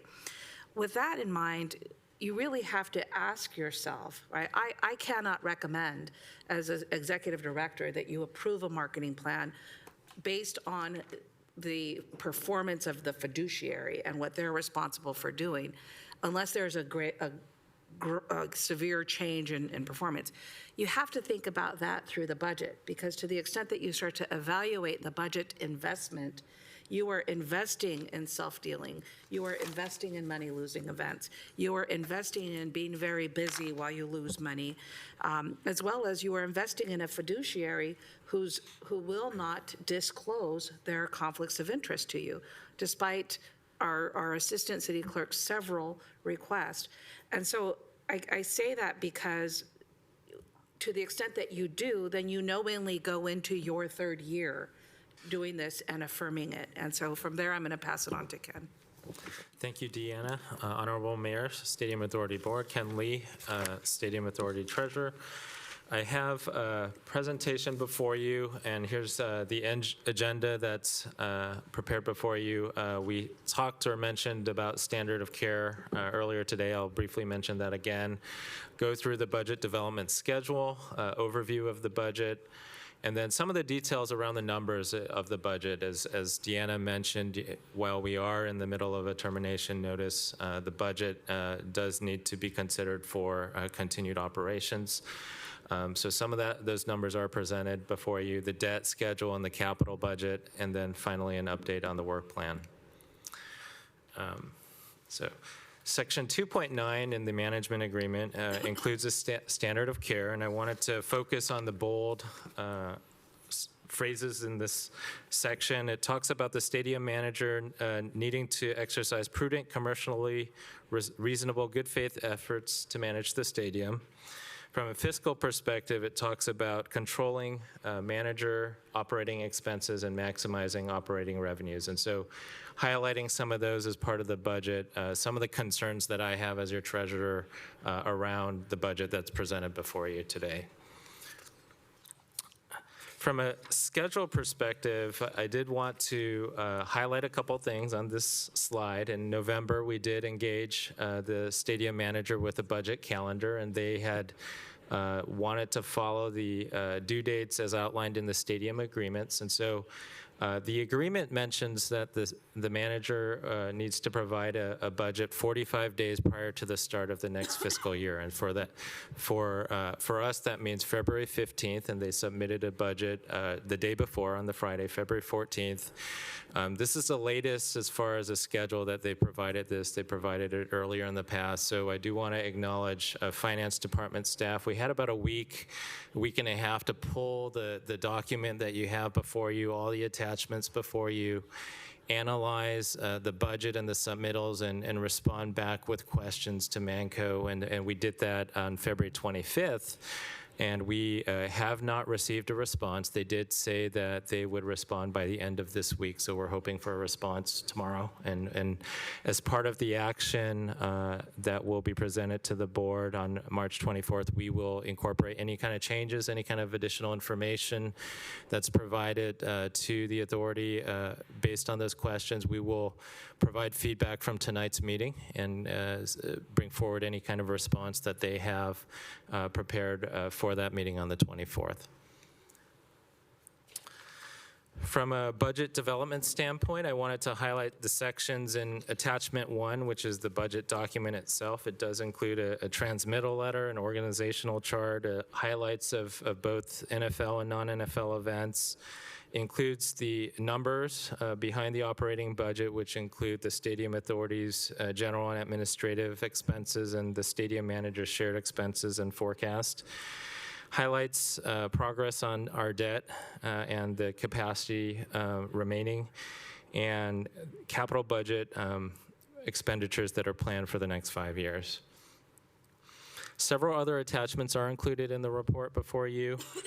In Attachment 2, we do include the annual public safety budget as submitted by Manco and required by the management agreement. We have a revised Stadium Authority budget policy to reflect the calendar dates that were documented in the management agreement for the 45 days and provide some clarification around appropriation controls. Attachment 4, we have the board-approved compliance and management policy. Attachment 5, we do include the transmittal letter of pages and pages of questions that I submitted to Manco on February 25th, and you've heard the marketing plan in our earlier today. From an overview standpoint, the proposed budget does total $66.7 million. I do want to caveat that that does not include the gross number for non-NFL event revenue or expense. They did not provide that. We have asked for that information. It's a decrease of $6.9 million, or roughly almost 10% from the prior fiscal year. The bulk of that is related to non-NFL event revenue. We assume 0 this year versus the 5.7, I believe, last year. From a general and administrative budget, it includes 6.8 full-time equivalent positions on the Stadium Authority side. We believe is a baseline level of support necessary to carry out functions. The proposed budget includes $13 million of capital expenditures around the general building, security, furnishings and equipment, public safety, and there's some fencing as well. From a debt perspective, it includes payments of a little over $42 million, including debt tied to the CFD and the 2 loans outstanding on the stadium facility. Some of the key issues, as you know, the board authorized termination of the management agreement on February 11th, and so the work on the budget and fiscal processes do not constitute a waiver or release of the termination notice or any rights that the Stadium Authority has, but it's a document necessary to continue the operations of the facility. From a performance rent standpoint, as you know, it's continued to be a concern of mine as your finance director, and the impact to the general fund assumes no revenue for the current fiscal year, and they submitted TBD for 2021, and it does not reflect any kind of turnaround projected for the future. This last item here, financial accounting and management system, we're currently in a procurement to have a separate financial system on the management side of the Stadium Authority. There is a contractual requirement to do so, and so we've had an evaluation team between both Manco and the Stadium Authority, and that's underway and in process of evaluation. This budget does include that system in the general and administrative budget, and we are that's subject to court rulings on who would pay for that. Now, there's a lot of words on this slide. It reflects the number of questions and the types of details we've asked Manco to provide to us. And so starting from the top here around lower SBL revenues and details on defaulted SBL seat relocations, we asked them to provide that.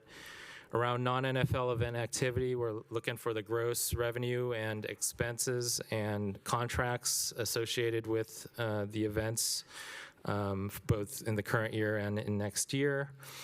We've asked them for assumptions and calculations around some of the other revenue categories, non-NFL ticket surcharge, interest earnings, projections, tenant improvements, and other expenses. And I just want to point out, it's interesting, they did provide a non-NFL ticket surcharge number, which means they do have some sense of activity for the future year, but they didn't provide the non-NFL net revenue. So we are asking for some details around that. Shared expenses, the information that they provide is in the budget document itself, and we've asked for more details around the staffing and the increased costs with a decreased staff reduction. What is their plan outside of these costs, procurement plans, and changes between the line items? I do want to mention, I did look in response to, I believe, Board Member Davis's question on travel. They do have about $250,000 out of their $12 million shared expense allocated to travel. So that's what they've identified as marketing the stadium. SBL sales and services, we've asked for details around that. We had the Stadium Authority transmits to them our proposed general and administrative cost budget. There were some differences in what we submitted and what they provided back to us. We've requested some backup documentation around insurance, liquidated damages for naming rights, and some technical differences in terms of some of the debt and the amortization of that, those figures. From a capital budget perspective, we did ask for additional detail around their 5-year CIP projections. They do forecast a large increase in that 5th year, and so we'd like to know what that's for.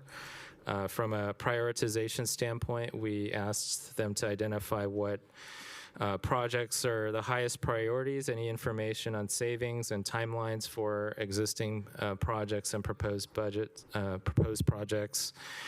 There were projects around concession signage and stadium signage that we were told that the food and beverage provider out at the stadium would fund, but it showed up in our budget. And some other details, technical details around the projects. But the larger concern here is the procurement plan to deliver these projects. As you know, we've had challenges around procurement, and so we've asked them to identify what that plan is to implement almost $13 million in projects for next year.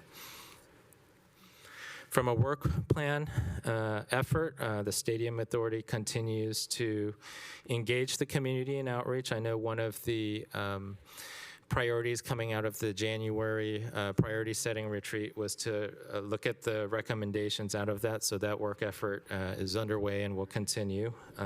Noise monitoring was implemented and is underway. Measure J compliance, there is a stadium ad hoc committee meeting later this month that will provide an update on those recommendations. Deanna mentioned the quarterly Stadium Authority meeting and coordination with all departments in the city around fire, around planning, around permitting, around financials, that we meet weekly on some of those meetings. Some of the auditor items included on here, there's currently underway a review of non-NFL event revenue and expense by a forensic accountant. Last week, my staff, including our Stadium Authority, did a review of the Rolling Stones event, and we're starting to develop a list of issues or objections to the process, and we'll continue to evaluate the data that we do receive and bring that forward. From an audit perspective, a college football playoff account review, stadium operations, those both are procurements are underway. Review of past construction fund and public safety transactions, that's in process by the same forensic accountant that we've hired. We continue to have funding included in the budget to around the work for the 7 lawsuits that are in process. We will bring forward discussion to the board around the community room and options for the San Tomas Aquino Creek Trail. One of the other items I do want to mention out of that January setting retreat, there was a priority around the parking permit program evaluation in the north side. So we are continuing to explore what that would mean and would bring forward any kind of information to the board around that. So. I want to also comment that a lot of the work plan items that are listed were listed last year, and with our limited capacity, we have been delayed with advancing issues like the community room, the trail, just because we are now engaged in supporting the lawsuits that they filed. So the next section of the presentation delves into the numbers a little bit, and just for background and for those at home, the flow chart on the relationship between the city of Santa Clara, who owns the land underneath the stadium, and the lease to the Stadium Authority. The Stadium Authority is the owner of the facility itself, leases the stadium to Stadco during the NFL season. That's half a year. And Stadco leases the stadium and runs the football operations. And on the bottom there, Manco receives funding to manage the stadium for the non-NFL side of the shop. From a dollars workflow, this chart shows the $66.7 million operating budget, which includes transfers to the debt service to pay $42 million in debt service, fund $13 million in capital expenditures. From a technical perspective, if you remove the double counting of the transfers and the debt, you have a total budget of about $80 million. And again, that does not include the gross revenue or expense tied to any kind of ticketed events. The difference there between the 66.7 and the 80.2 is funded from fund balance, and that's primarily from capital project savings and CFD revenue received through the hotels. On the revenue side, wanted to highlight the revenues in the operating budget, $6.7 million in ticket surcharge, 24.2 projected for SBL proceeds. We have some questions outstanding to them on that. Interest, 0 as far as the non-NFL event revenue. And some of the other items there, the rent and NFL ticket surcharge, senior and youth program facilities, those make up the $66.7 million in revenue for the operating budget. On the expense side, the shared stadium manager expense budget provided to us totaled $12.1 million.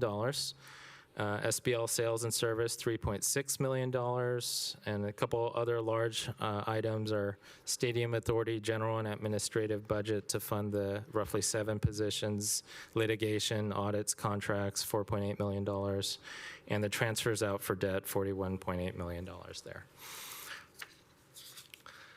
In the box to the right, I just want to highlight the revenues that do go to the general fund or flow from the operating budget, and those are the ground rent, the performance rent, and the senior and youth program fees. They're roughly $600,000 shown there. Some of the details around the general and administrative budget, $2.1 million for staff support, CMO, finance, legal, some of the departments that charge their time specific to stadium activities, that makes up that $2.1 million. $1.3 million roughly for legal services, just shy of $500,000 for audit services, and some of the other items on there totaling the almost $4.9 million in the budget. The Stadium Authority does have a discretionary fund, and this is funded primarily from half of the non-NFL event ticket surcharge. There's a $4 per ticket surcharge that's calculated, so we receive half of that. And this table here shows the balance, projected balance starting 2021, the projected revenue.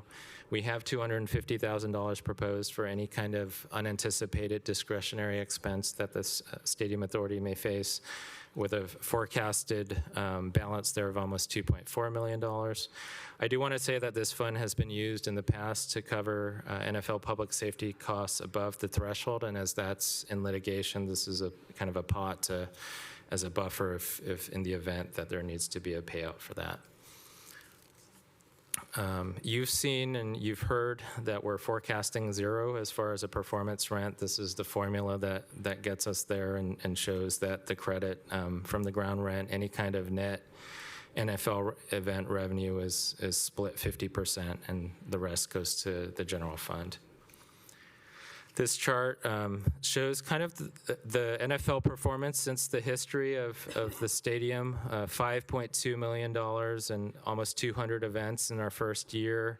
That grew to over $6 million. And when you look at 18-19 and forecast in 19-20, almost half of the events and no revenue coming in. And so that shows the sharp drop-off in terms of performance. From a debt service perspective, we continue to make headways on our debt. Almost $43 million of total debt, $27 million in principal, $15 million in interest payments. The CFD, almost $4 million. So that debt was forecasted originally as a 30-year debt. We're forecasting at this current rate to pay that off probably in 18 or 19 years or so at the current rate. This chart shows that from March 2014 to the current year in the forecasted budget, almost a 60% reduction in the outstanding debt from over $650 million to almost $281 million forecasted. From a capital budget perspective, there's $13 million allocated for 2021. $5 million of new projects, including signage, cameras, pedestrian safety and fencing, security access, $2 million for equipment, which includes mostly public safety equipment and police equipment, $6.5 million allocated for carryover projects, and $1.5 million for warranty-related work. When you look at the 5 years, that number grows from roughly $5 million or drops from $5 million to about $2.5 million, and then in that last year, again, $10.5 million. We've asked them what these projects are, and we'll look to see bring forward any detail they provide. We talked about the work plan. Here's a list of continued support on the work plan ahead, including lawsuits, ADA compliance. We talked about the community room and trail and the audit work plan. And in conclusion, I did want to mention that the budget before you does provide the necessary funding to operate the system, pay for the debt for the system, includes capital projects required to maintain the facility, is structurally balanced between revenue and expenditures. It does maintain adequate and required reserves for operating discretionary and capital funds. It commits to it identifies and commits excess revenues to pay down debt, includes capital projects, includes initiatives necessary to ensure the board is responsive to stakeholders and constituencies. Additional budget adjustments may be required based on the information that we may receive tomorrow and based on feedback from the council, from the board today, and information that is provided by Manco. We'll bring back a revised budget on March 24th. We continue to face legal challenges, as you're aware, so the budget, a reminder, the budget does not indicate a change in our position. From a performance rent, it projects 0 for the current year and next year with no turnaround forecasted. The compliance and management policy is included and does not have any changes. I do want to mention, again, the budget policy does have a couple changes before you. And it's up to the board as to whether it makes sense to invest $12 million for the stadium shared expenses to make no revenue. So that's something the board will need to consider. And again, we will incorporate any changes provided by you today. We will incorporate information and potential changes from Manco, from any information they receive, and bring back a budget for your consideration on March 24th. And with that, that concludes my presentation. First of all, I want to say thank you, Ken, for you and your staff for getting the information and turning it around so expertly in such a short period of time. I really don't know how you do it. So, and you're new to the job too, so thank you so much. We hope you stay for a long time because you're doing a fabulous job. But we do appreciate you and the city manager staff and everybody that jumped in to turn this around for us. So. Thank you for the kind words, Thanks. and I have a strong team behind me, so I appreciate every one of their efforts, and we are dedicated to our job, so happy to be here. But they're learning from their leader, so thank you. Thank you. Thank you for leading them. So let's start with council questions or comments on the budget. I mean, Stadium Authority Board. Board Member Watanabe. Okay, thank you. I don't have very much, but thank you also, Ken, for the detailed report and also just bringing back about the goal-setting priorities, and I appreciate that, that the couple of issues I brought up are being looked into. Regarding the debt service and the pay down of over $42 million, just out of curiosity, how do we get to that number of 42 million? And is there any wiggle room in there that some money could be allocated back to, like, some of our discretionary fund or even the general fund? Sure. Thank you for the question. If I may break down the 42.3 by debt issuance. So of the 42.3, almost $4 million is related to the CFD, and that's entirely a pass-through from the money earned from the hotels, and that's used entirely and can only be used to pay down that CFD debt. And so that's the discretion around that piece. The Term A loan, the roughly $25.6 million, that's a fixed payment, and so that's primarily funded through SBL sales and in our rent that we receive from Stadco, and so that's a fixed amount. There's no discretion on that amount, and what's remaining is roughly a projected $12.7 million for the subloan provided to Stadco, and so that's where the discretion really lies. If the board wanted to include a budget amount or different budget amount in the operating budget, the amount that's left over when what we call the waterfall for the debt is really what's programmed to pay for this subloan. So if the board wanted to take action to include a different amount in the operating budget, we would take that back, recalculate this debt waterfall, and bring forward a different amount for that specific debt issuance. Okay, thank you for that information. And then, Executive Director, just to confirm, there was mention of the lawsuits, the 7 lawsuits.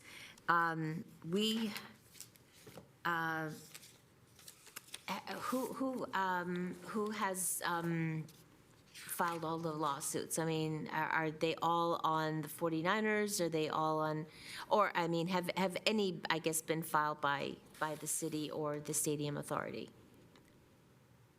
So if Brian were here, we're channeling Brian, he would say that they have all been filed by the 49ers against the Stadium Authority or city. Okay, thank you. I just wanted to clarify that. Thank you. That's all I have. All right, any other council comment, Stadium Authority comments?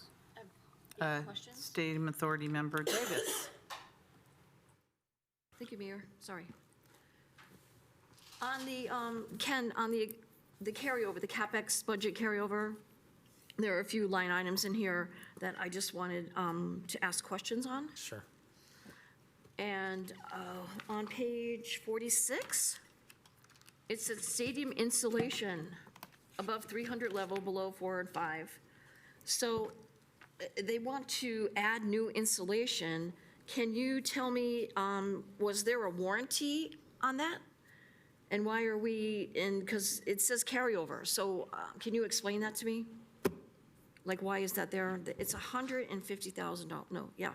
So specifically, I mean, the carryover projects are reflective of them not completing the work this year. These were items approved by the board in the prior budget. Specific to the insulation and your question, I'd have to ask them and get back to you on what that is and why that hasn't been done, and whether that's warranty work.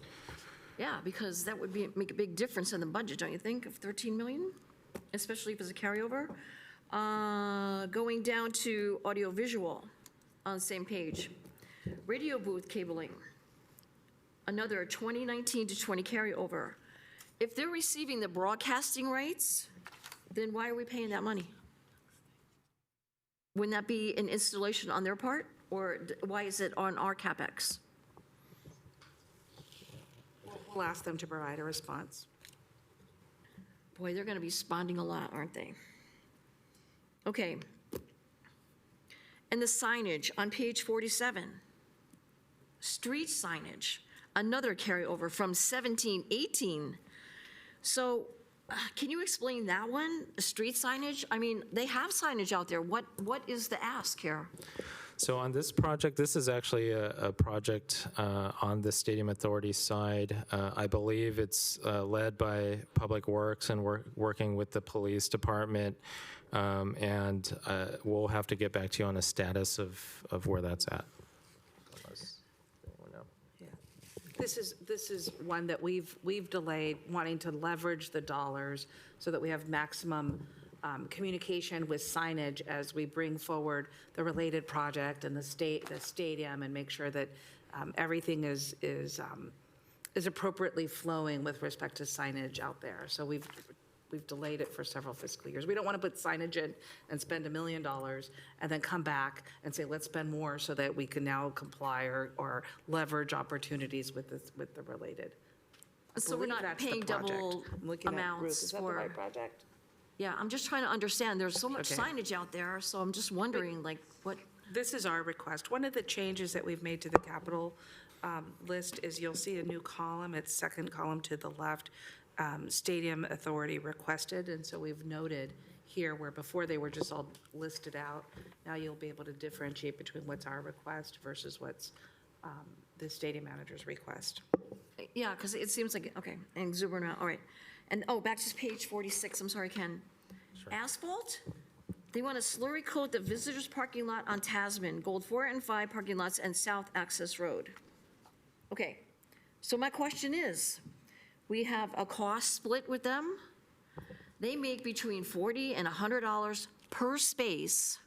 We get $5, so what's the deal? Why is that coming out of our money? So As far as this specific project, I mean, and I'd have to look at the agreement and understand where the line is drawn from a capital perspective. I know that there were some needs around the parking as it relates to remarking for ADA issues, and that specifically is a responsibility of the stadium manager, and that I believe they're paying for, and we're confirming that. Any kind of improvements to the facility itself, including the parking lot, I believe is our responsibility, but I'll go back to the agreement and double check as far as this specific project. But doesn't Great America have the contract on that parking lot? Is that the one they're talking about? Because We'll come I back with clear information. We'll come back we'll with a come clear back. response. All right, which leads me to page 5 of at the front, the Stadium Authority table of contents, and then you do a letter here. At the bottom, it says fiscal year 2021 will mark the 7th year of stadium management by the 49ers.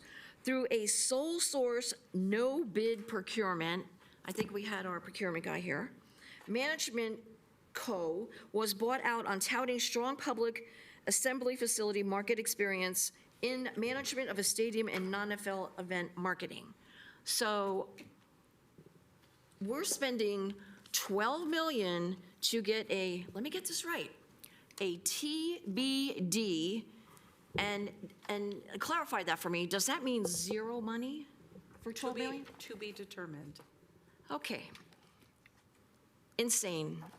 I thought my ears were clogged when you were kind of going over that, because I thought I had to hear that right. That makes no sense to me.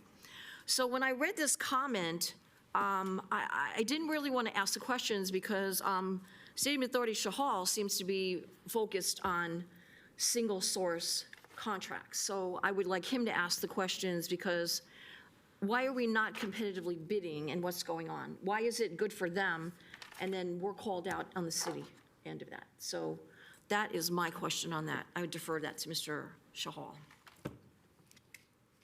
Okay, I'm going to go down the list here, though. Vice Chair Hardy.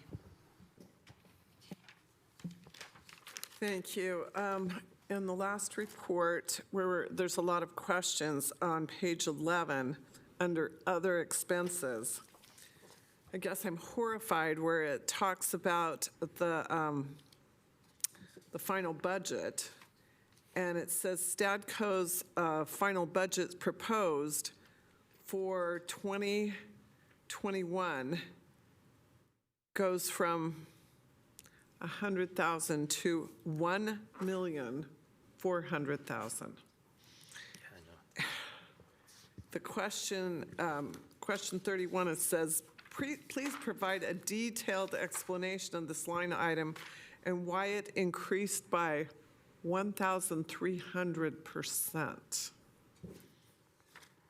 The footnote states that this is for additional manager operating expenses for additional services requested by the Stadium Authority. My jaw hit the floor. I was horrified.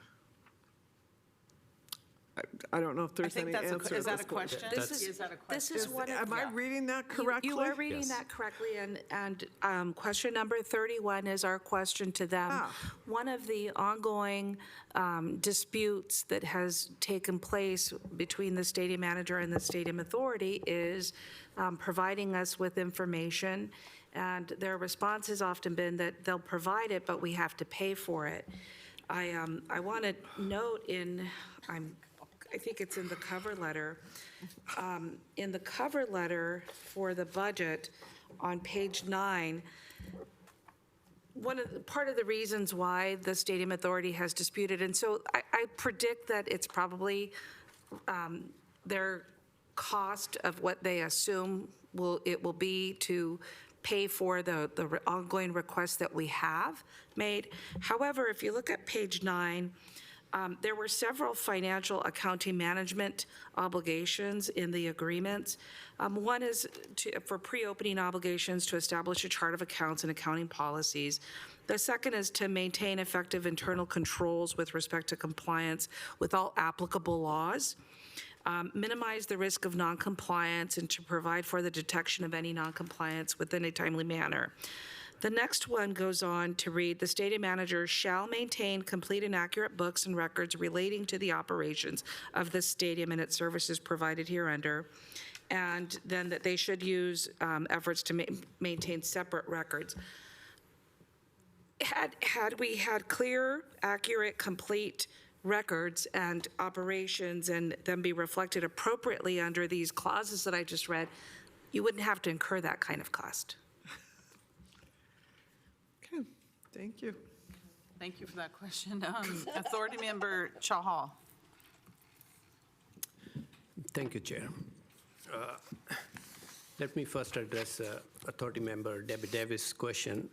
I am against single source contracts, period, whether it's for city or whether it's for stadium authority, and I stand by still over here. You know what we did? The biggest mistake we made, this whole management contract, when we gave it, it was without any bids. And that's the problem we are facing today. That's our problem. Like whosoever this authority we gave this management contract without any bid, that, okay, everything is fine, let's give it. So that's the first starting point which we have made a mistake. And look at the contracts we signed within the contract. I'll just read a section 6.4 of this contract we signed with the management contract. Existing management agreement, section 6.4 says, "The stadium authority hereby agrees that the stadium manager shall have the full authority and discretion to determine which non-NFL events, including performances, telecasts, broadcasts, and other transmissions in, from, or to stadium, or any part thereof shall be booked from time to time in accordance with so-and-so." So this stadium authority, which is sitting over here, we don't have any control when we sign these contracts. We don't have any control to even ask them not to do an event which is loss-making.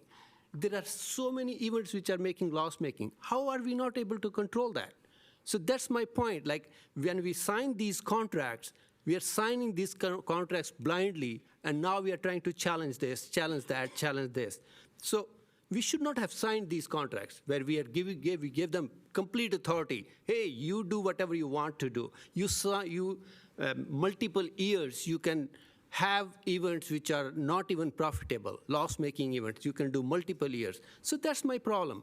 When we should not have signed these contracts. These contracts are the biggest pain we are dealing with right now. And Stadium Authority sitting over here, we have almost zero power.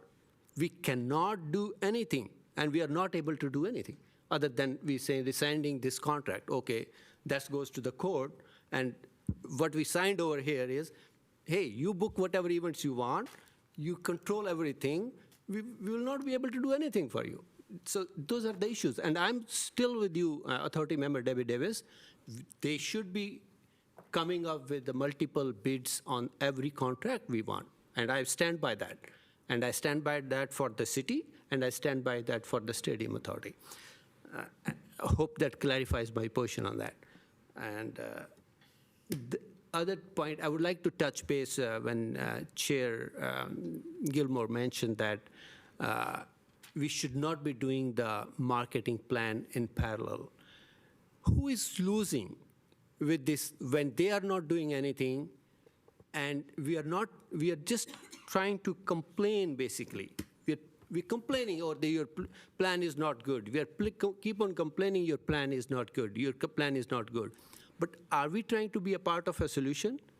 Let's be part of a solution. If the plan is not good, let's bring up a marketing plan which we think should be good and present that to them so that they can at least look at it, or even our residents can look at it. Hey, their plan was bad. The Stadium Authority invested in a good plan, and this is our plan. And this is a solution which Stadium Authority has offered, so that our residents can look at that plan. Hey, at least Stadium Authority is doing something to come up with a plan. So that was my reasoning for coming up with a plan. And I have some questions on the budget on that. I'll go through those one by one, basically. So on page 23, I have a stadium operations total breakup of expenses around $4.3 million. That's the second expenses side. That's page 23. Yes. So do we have any breakup of how is that $4.3 million is being, like, what's the breakup of that? So the 12.1 total shared stadium manager expenses of that, the stadium operations is $4.3 million. So if you look at on page 32, it breaks down that 4.3, and so 2.4 million of that is total compensation, 1.1 is outside services. So the second column on that bottom table for shared expenses, the Stadium Authority's share of stadium expenses on page 32 breaks that down, and that's the level of information that we receive from the management company. We've asked for further detail behind those numbers, and so we'll see what they give us. Oh, we don't have a further drill down No, report so on for that. example, under total compensation, what we provide to them is position by position and the increment of the time and the charge for that. And so we ask them to provide the same level of detail that we have provided them all throughout each of these categories. Okay. And on page 23, I see a charge for, on 1920, we have legal contingency of $6.5 million and nothing on any other is. Can you elaborate, like, what's that legal contingency? Sure. And this is a display in an item where, based on prior board direction to not pay any of the stadium shared expenses without proper documentation or providing proof of free of conflict of interest, this stadium manager has executed revolving loans with Stadco to fund their operations, and so we are in litigation over that and disagree. So this is an amount that would have otherwise been paid to shared expenses that pending litigation would is just set aside for a contingency in the event of a decision on that case. Okay. Okay. My next question was, which was the,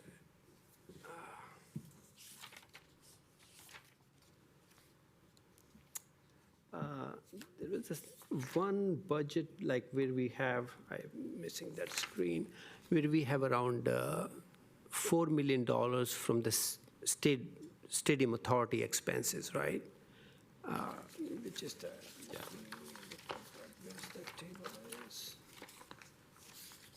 Where we have a staff and other legal expenses, other stuff. What's the page on that? Page 25 provides a detail of the $4.8 million for the Yes, Stadium yes. Authority budget. So these are all expenses which we as a staff are making on this one.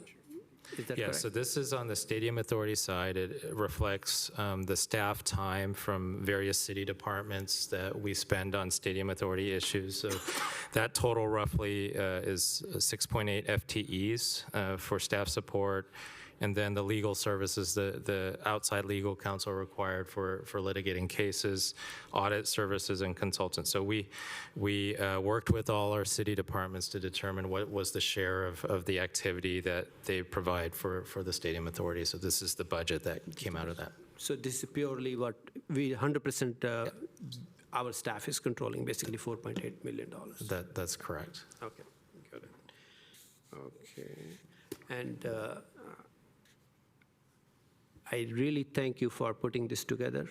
Really appreciate you and your team, and especially the last part where you have some of those questions I already had, but you already put those as a questions. That addendum is really good. So I won't ask any of those questions because you already have those questions for that, but that's a very good addendum for asking all those questions on that. Great. Thank you. Thank you very much. Appreciate it.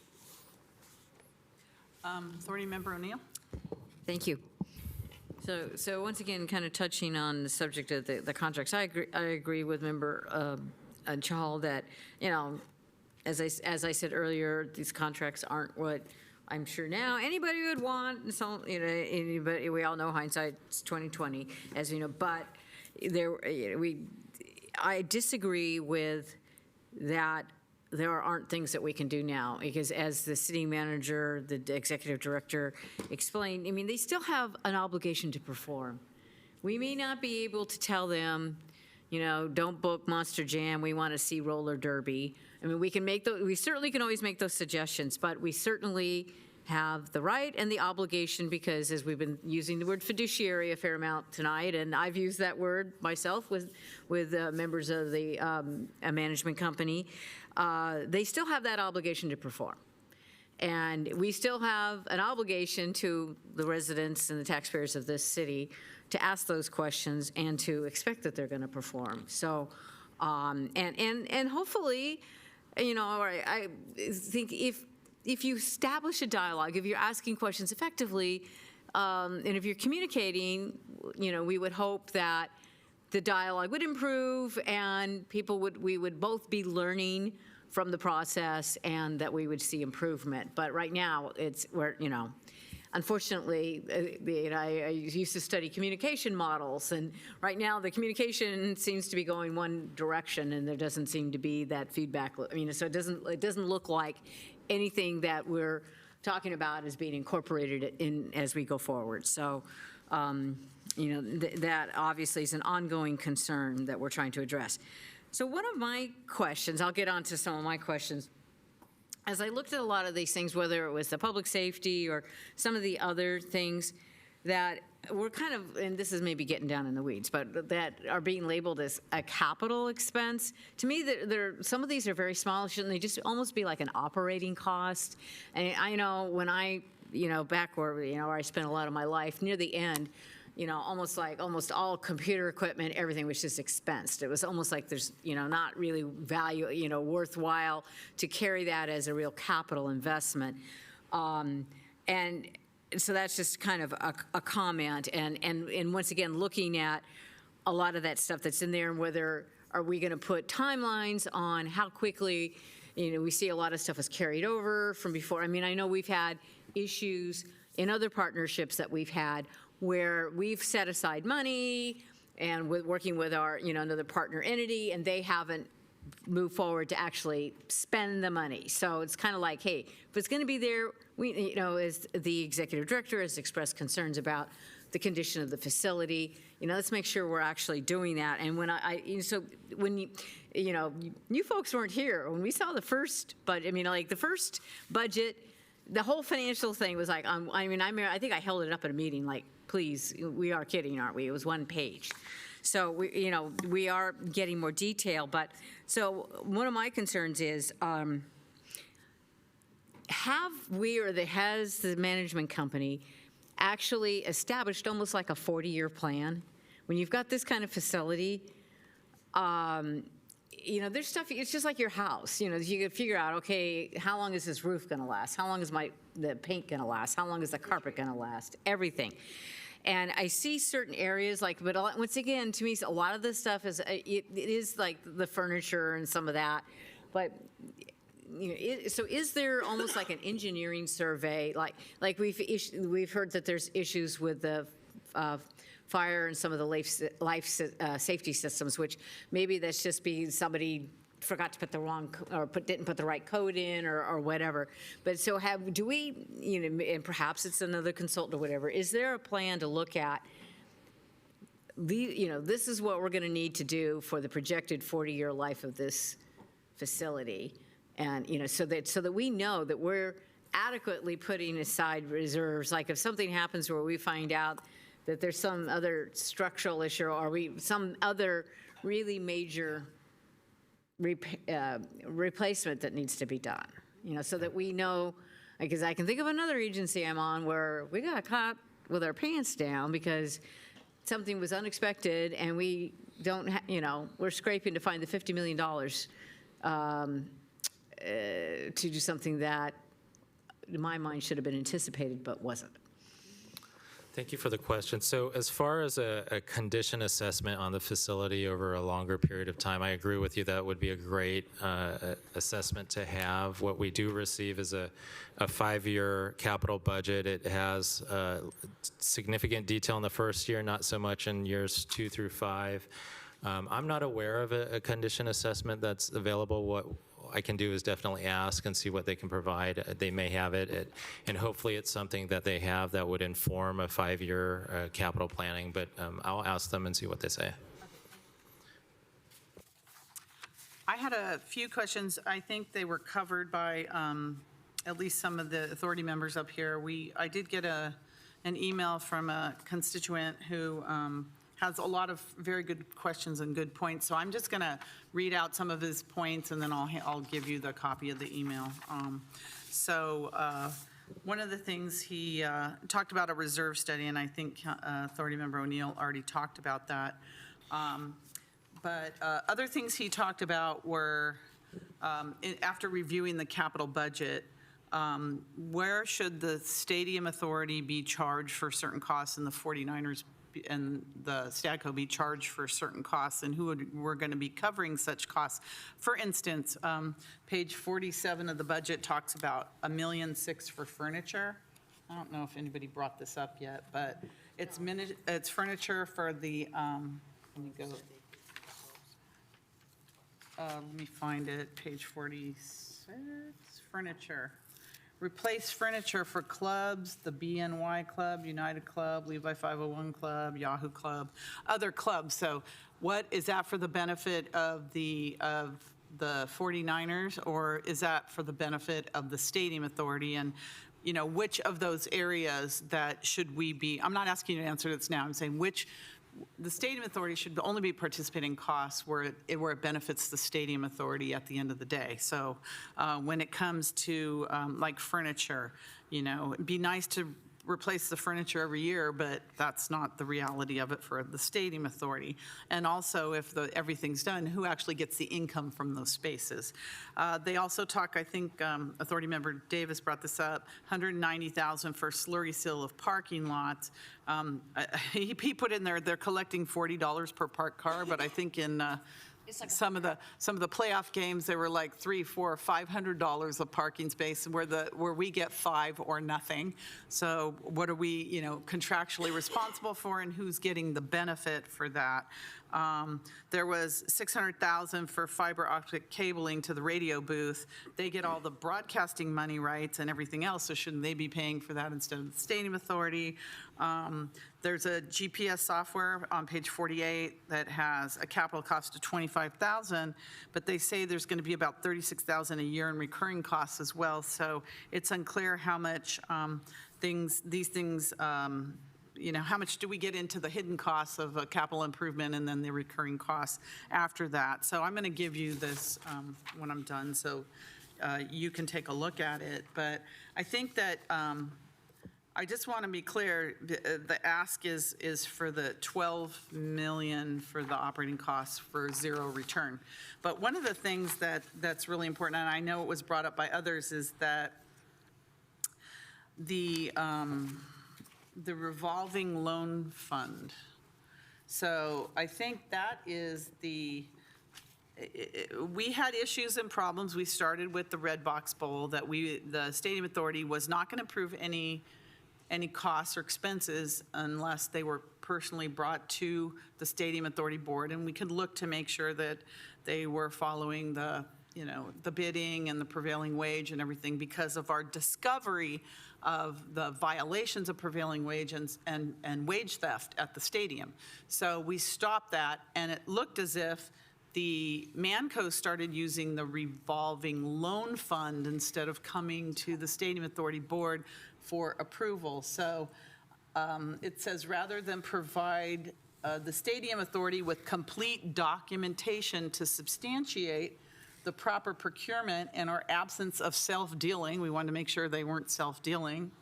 Apparently that hasn't stopped, but, and the conflicts of interest, they have taken out loans themselves to fund their operating costs, and they're using our public funds without demonstrating compliance with state laws of prevailing wage and other things. So right now it says the credit, they took out about $6.5 million. Is that the cost or the amount up to date? That's correct. That's the projected cost, including interest. And so since that's subject to litigation, we've set aside a contingency to the extent that the Stadium Authority would eventually need to pay that. But the stadium manager did take out revolving loans as described in the agreement, and in order to fund their operations, so that this is reflective of the outcome of that litigation. So we have no idea if they've followed public procurement laws or prevailing wage laws, or we don't know if they're self-dealing, they're writing the check. We don't know how this money's being used, Well, correct? we know they're self-dealing. I mean, Well, we know that, actually- but yes. You are correct, and I had been looking for that sentence that I had. It's on page 11 No, I of your remember, report. Councilmember Yes. Davis, I had spent a couple minutes looking for the sentence on the on sole page source 11. when I Oh, the went sole back to source look is on for page what I 5. had put in. Yeah. Because part of what is problematic with this budget is that because it was a sole source, no bid contract, we don't know whether the pricing that we're getting and the shared expenses is competitive as well. So we continue to approve a budget not knowing how it benchmarks with other stadiums and whether we are being cost effective. We know that we're not making any money. We know that that there is apparent self-dealing and plenty of letters and documents to substantiate that. But I think what's important is that we understand that we do have rights and power, and the board has taken some real affirmative actions with removing the ability to procure, to execute contracts, and you raise a good point around the revolving loan fund in terms of what was the next step that they took to not give us the documents. But you have to remember, you're the legislative making body, and ultimately, it's your budget approval that sets the threshold. And I think that's worth considering, because again, you're being asked to invest $12 million to make zero money. There's a capital plan for which they've already demonstrated they cannot procure. Right? Last year, they only did 20% of the projects, and you don't know if that investment through the revolving loan actions are being made with your approval of that to continue to fund self-dealing, to continue to fund money-losing events, or any other illegal activities like prevailing wage violations or things that we have discovered. And that's a really hard position for you as a governing body to be in. I'm challenged too, because there's just no way I can recommend this and say this is a document that's worthy or has the merit to approve, knowing what we know. But you have legislative power, and that is the ultimate power. So the question I have is, because I think at the end of this discussion, we'll probably give you some direction. I know we've all have questions to bring back. So when we do adopt some kind of a budget, we'll at least be more informed. But how do we stop them taking money from that revolving loan? And is there legislative action that we can take in the budget to stop them using public money with absolutely no accountability to where it's going, who's using it, how they're using it? How do we stop that for that particular fund? I think you should recommend to the city attorney that he write a legal opinion as the legislative body. What are your rights as the governing body of the Stadium Authority, setting the record that we just presented and knowing what we know? What are the legal options for a board? Okay. All right. I have just a final comment, but it looks like Authority Member Chahal might have a question. Yes, go ahead. Can I go ahead? Thank you, Chair. I just missed two things. One is I know we budgeted $270K accounting software. I know if we can implement that, that can solve so much of our problems. It can bring so much transparency when we can have access to, as well as they can put in numbers and we can have simultaneous access to those. Do we have any timeline on that? Like, can we prioritize that so that we can have that sooner than late? So thank you for the question. So with any kind of financial system project, whether it's city, stadium authority, I mean, those are very complex projects. They involve, your chart of accounts, interfaces with multiple systems. It is our hope that having a system like that, regardless of who the manager is, would give us a lens into the transactions from an accounting basis to provide some more transparency. Right now, the process is we're going through vendor evaluations with our evaluation team. There were, without getting into the details of the procurement, there were varying levels in terms of responses that required more clarification. So we're working with the vendors to clarify what was included in the bids for those projects. So there is an evaluation team that's ongoing, and then from there, the project would get implemented. So I don't want to venture to say, but it's, I want to say it's a 1 to 2 year project to get something like that bid awarded, scoped out, and then finally implemented. I just also want to mention that a system is only as good as the data that you put in it. And because we know that they manage their own banking account, aside from the stadium authority's financial systems, we would have to have commitments and all the other assurances that we've been longing for to make sure that the transactions and financial data that's in the system is true and is legitimate. Yeah, and that's my goal too. Like, if we have that one, at least we start using that single accounting software so that we can look at it, they can plug in the numbers at the same time. It will give us, we will not be here where we are right now, to be very frank. That way we will have much better data we should be having on that. And my other question, I know I missed earlier, expense sharing on the CapEx, like I see so many heads on that. I won't touch any of those, like even the kitchen exhaust fans. So how are we sharing those expenses? Like major heads on the CapEx expenses, how are those being shared? That would be a big question, like between Stadco and Manco and the stadium authority.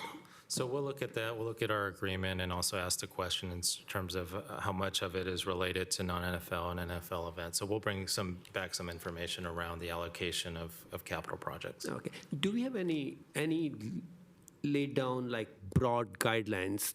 Let's say I just took an example for kitchen exhaust fans, right? Like how much are those being used for the major events, like versus NFL events versus non-NFL events, or the so-called which falls under the stadium authority type of events. So we don't have any guidelines for these CapEx Not expenses? that I'm aware of. I do want to look at our agreement closer just to determine where the responsibility falls and make sure that the budget before you aligns with that. And I would suggest, like, if we do not have any guidelines for a major expenses, we should have a broad guidelines. Hey, this thing is primarily being used for X activity, so it should go primarily there. Wherever, okay, this is primarily being used for different activities, it should go. So the sharing should be based on, like, we should come up with something, broad guidelines on that. Otherwise, it will be a floating document. Nobody knows where it should go, basically. Thank you. Okay, I just want to make a comment on Authority Member Chahal's comment that if we had this one software that it would help with all our problems, we wouldn't be talking today.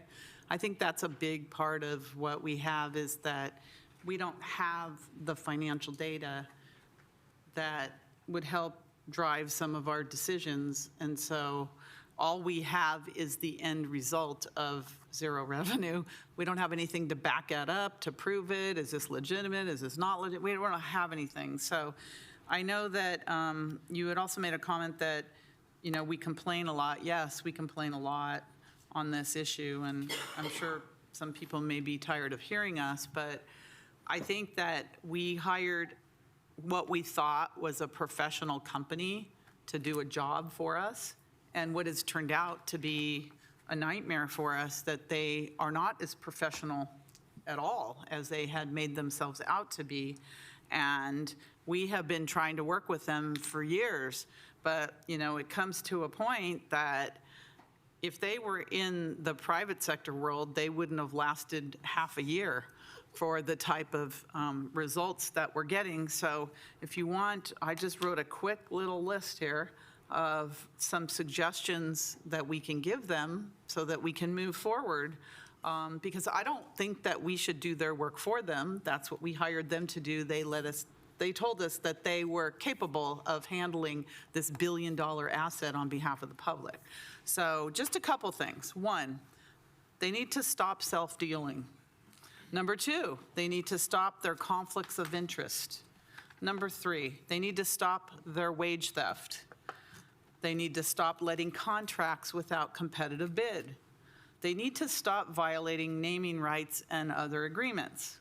They need to stop violating health and safety and fire codes. They need to stop suing the stadium authority. They need to start managing in a commercially reasonable manner. They need to start following all laws, including their conditions of development, filling out their disclosure forms that are required by the state, and other laws of the state of California, prevailing wage laws, there's wage theft laws, all the laws. They need to follow the law. They need to start a turnaround strategy to stop the financial bleeding of the stadium authority. We're third year of bleeding. We can't bleed anymore.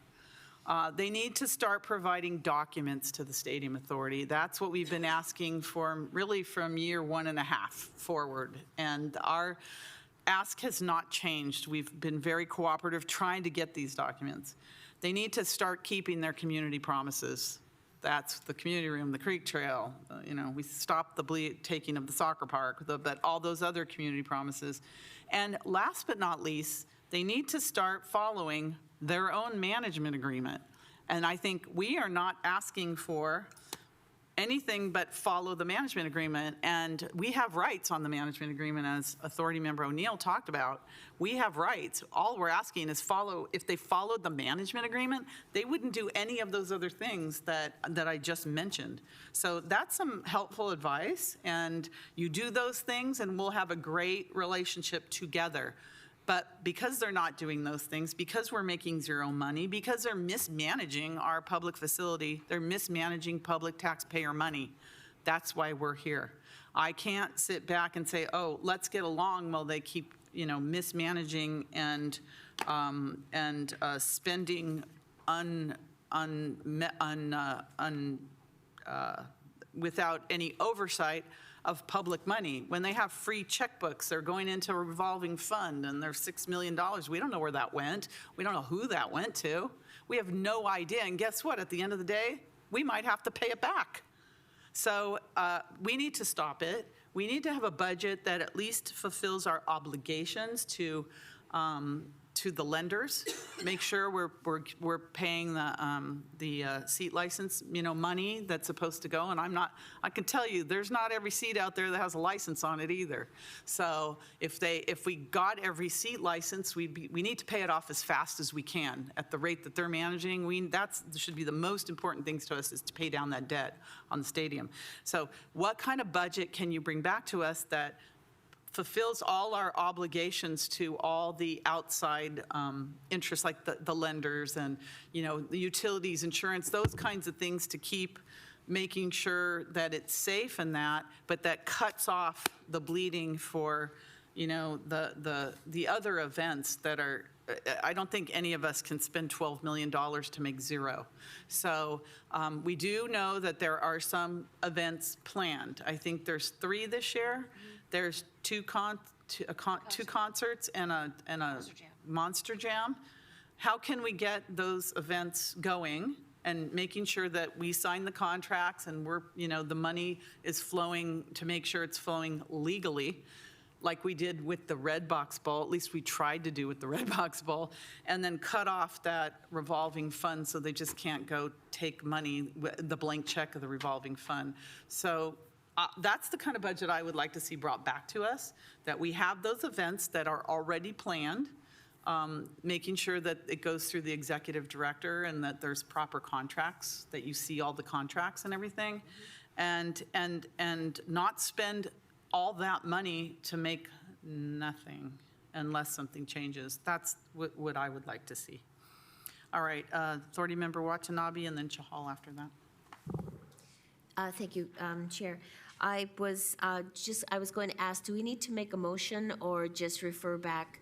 The city attorney isn't here. You had mentioned about getting a legal opinion. Do we need to make a motion to have that done or just refer it back? So we noticed this as a study session and a special meeting. Ultimately, it's a special meeting tonight. Although our attorney has answered your question that you are authorized to take action at a study session, but this is a special meeting in the event that there is possible action. So you could make a motion. Can we make a motion to bring back for the final budget? Don't want to approve anything tonight because we have all these outstanding questions, but to bring it back with certain direction? Yes, Yeah, that's what I was okay. going to ask. All right, Yes. Authority Member Watanabe, go ahead then. Thank you. Then just to ask, make a motion to ask the city attorney to bring back a legal opinion stating what are the legal options for the board regarding the Stadium Authority budget. Do I have to list all of the items? Okay. So that's my motion. Second. Yes, go ahead, Authority Member. So I'm a little confused, Member Watanabe. So like, in terms of options, in terms of what we approve or what we don't approve? I'm not quite sure what the options. Are you talking about the options of revolving fund? Yeah, I'm not sure But- what we're referring to. Just a clarification, Yeah, there's just two things. clarification. One is the city attorney for the revolving Right, fund. right. The other Oh. is about the budget, but I'm not sure you put them I both was together, talking I about the think. budget. Oh. Yes, so if you want to add in the No, revolving. okay, or no, something I know, I think that that's going to be covered in some of the other action that's already going on, I think. I just wasn't sure, like, when you say what are options, do you mean like, do we have the option to not pass a budget at all? Because I think we have to have a budget for the lenders, right? We Right, have to. well, this, yeah, the executive director has stated that we need to make a decision, what are our options regarding paying $12 million to get zero return? So are we talking about, just like saying we don't want to do any non-NFL events? Is that what we're getting at? You could, as we did with the Redbox Bowl, we could evaluate through the city attorney other measures that allow for more higher level of security that we're not supporting or investing in self-dealing, conflicts of interest, or activity that allows for significant more money losing. Those are all things that we would have to have the city attorney opine on in terms of going forward. Yeah, Okay, but it's okay. not just the city attorney, it's the staff that has to come back. The city attorney's part of it, Right. but right. your staff is. We would bring that back based on, for instance, approve no budget. Well, we know what the outcome is for that. We can't do that. Approve, the other option would be no non-NFL investments, right? Non-NFL investments. And then the trade-offs and the pros and cons and what that would mean to the budget that you have before you. If there might be a hybrid version that just speaks to what you were saying. I would like to see, like the events that are already Right. planned. Right, and what Does that look like? additional actions, and then we would bring back the numbers for that. Okay, that helps, because Does that reflect your- maybe Okay. we Because a make lot a of the bunch of money budget off is these next established. couple of concerts and say, okay, maybe we're back on track. What Okay, we're so. really looking at is the shared expenses on their part, the capital, the stadium authority, the debt payment, that part of the budget is pretty much in place. It sounds like it's just the 12 million. Right, and we're not approving anything tonight. So that's a motion and a second, and I still have another, are you finished, Councilmember Yes, I am. Watanabe? Thank I you. mean, Authority Member Chahal. Thank you, Chair. Yeah, so I agree with you, like, I'm also complaining. I'm also part of that complaining with all the stuff we have on the table, so I agree with you. The only reason, I'm not saying I was not complaining, I'm also complaining, I'm part of that, but only reason was I'm trying to come up with a solution also. That was my point when I said. So it's not, because if you look at $1 billion stadium asset and we make $18,000 one year, in this valley, like a single bedroom can give you much more than 18,000. And next 2 years we are projected we don't have any revenue to general fund. That's a complaining. I'm complaining that, but I'm trying to find out a solution to what's the complaint while we are complaining all that stuff. So that was my motive. I'm also complaining with you. It's not, and that's exactly. I just wanted to clarify that. Thank you. I think in the Arts and Wine Festival, I think we spent like, I don't know, 100,000 and we made like 30, right? We made more on our Arts and Wine Festival than we do at the stadium. That's what And I'm we saying. certainly don't spend $12 million. Two-bedroom can give us more than 80. One single studio can give us more than. And look at the headache we have. Like how many people are hurt? Agreed. Like $4 million of our own staff. Like that's Right, so our I- own budget. Art Wine Festival all year round. At the stadium, we can double our revenue. I agree, and thank you. I think that's our point, is at what point is the tipping point for us that we have these events and, we know that there are events planned. I know my daughter found them online before we even were notified about concerts, but I know we have events planned, so I don't want to affect any of the events that are already planned, but at what point do we, are we foolish in spending that kind of money? So that's the kind of options for budget can you bring back for us? And then again, I just want to make sure that we're covered in the legal obligations we have to lenders and others. Okay, so we have a motion and a second. I don't see any lights. Anyone from the audience? You want to speak? No. Oh, sorry. Oh, time up. Okay. So we have a motion and a second. No more discussion. Please register your vote.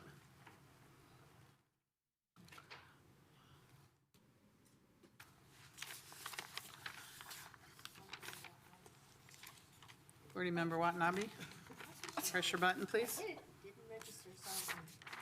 We actually saw it. It wasn't pressed, but yeah, okay. And you made the motion, and that passes unanimously. Thank you. Thank you, staff, so much for this, the report. And public presentations, we did that. Any public presentations, like something not on the agenda? No, okay. Reports of members and special committees. Anybody have a report? Seeing none. Executive Director report.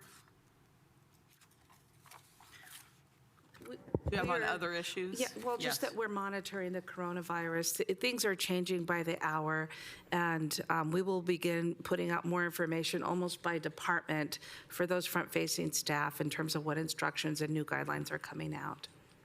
And anything specific to Santa Clara, we'll put out messages through our, Community. all of our Yes. community media. Yes. Okay, thank you. Is there a motion to adjourn? So moved.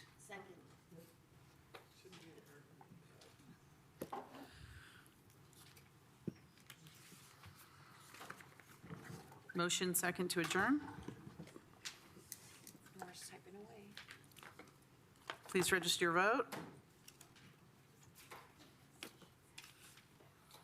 That passes unanimously and meeting's adjourned. Thank you.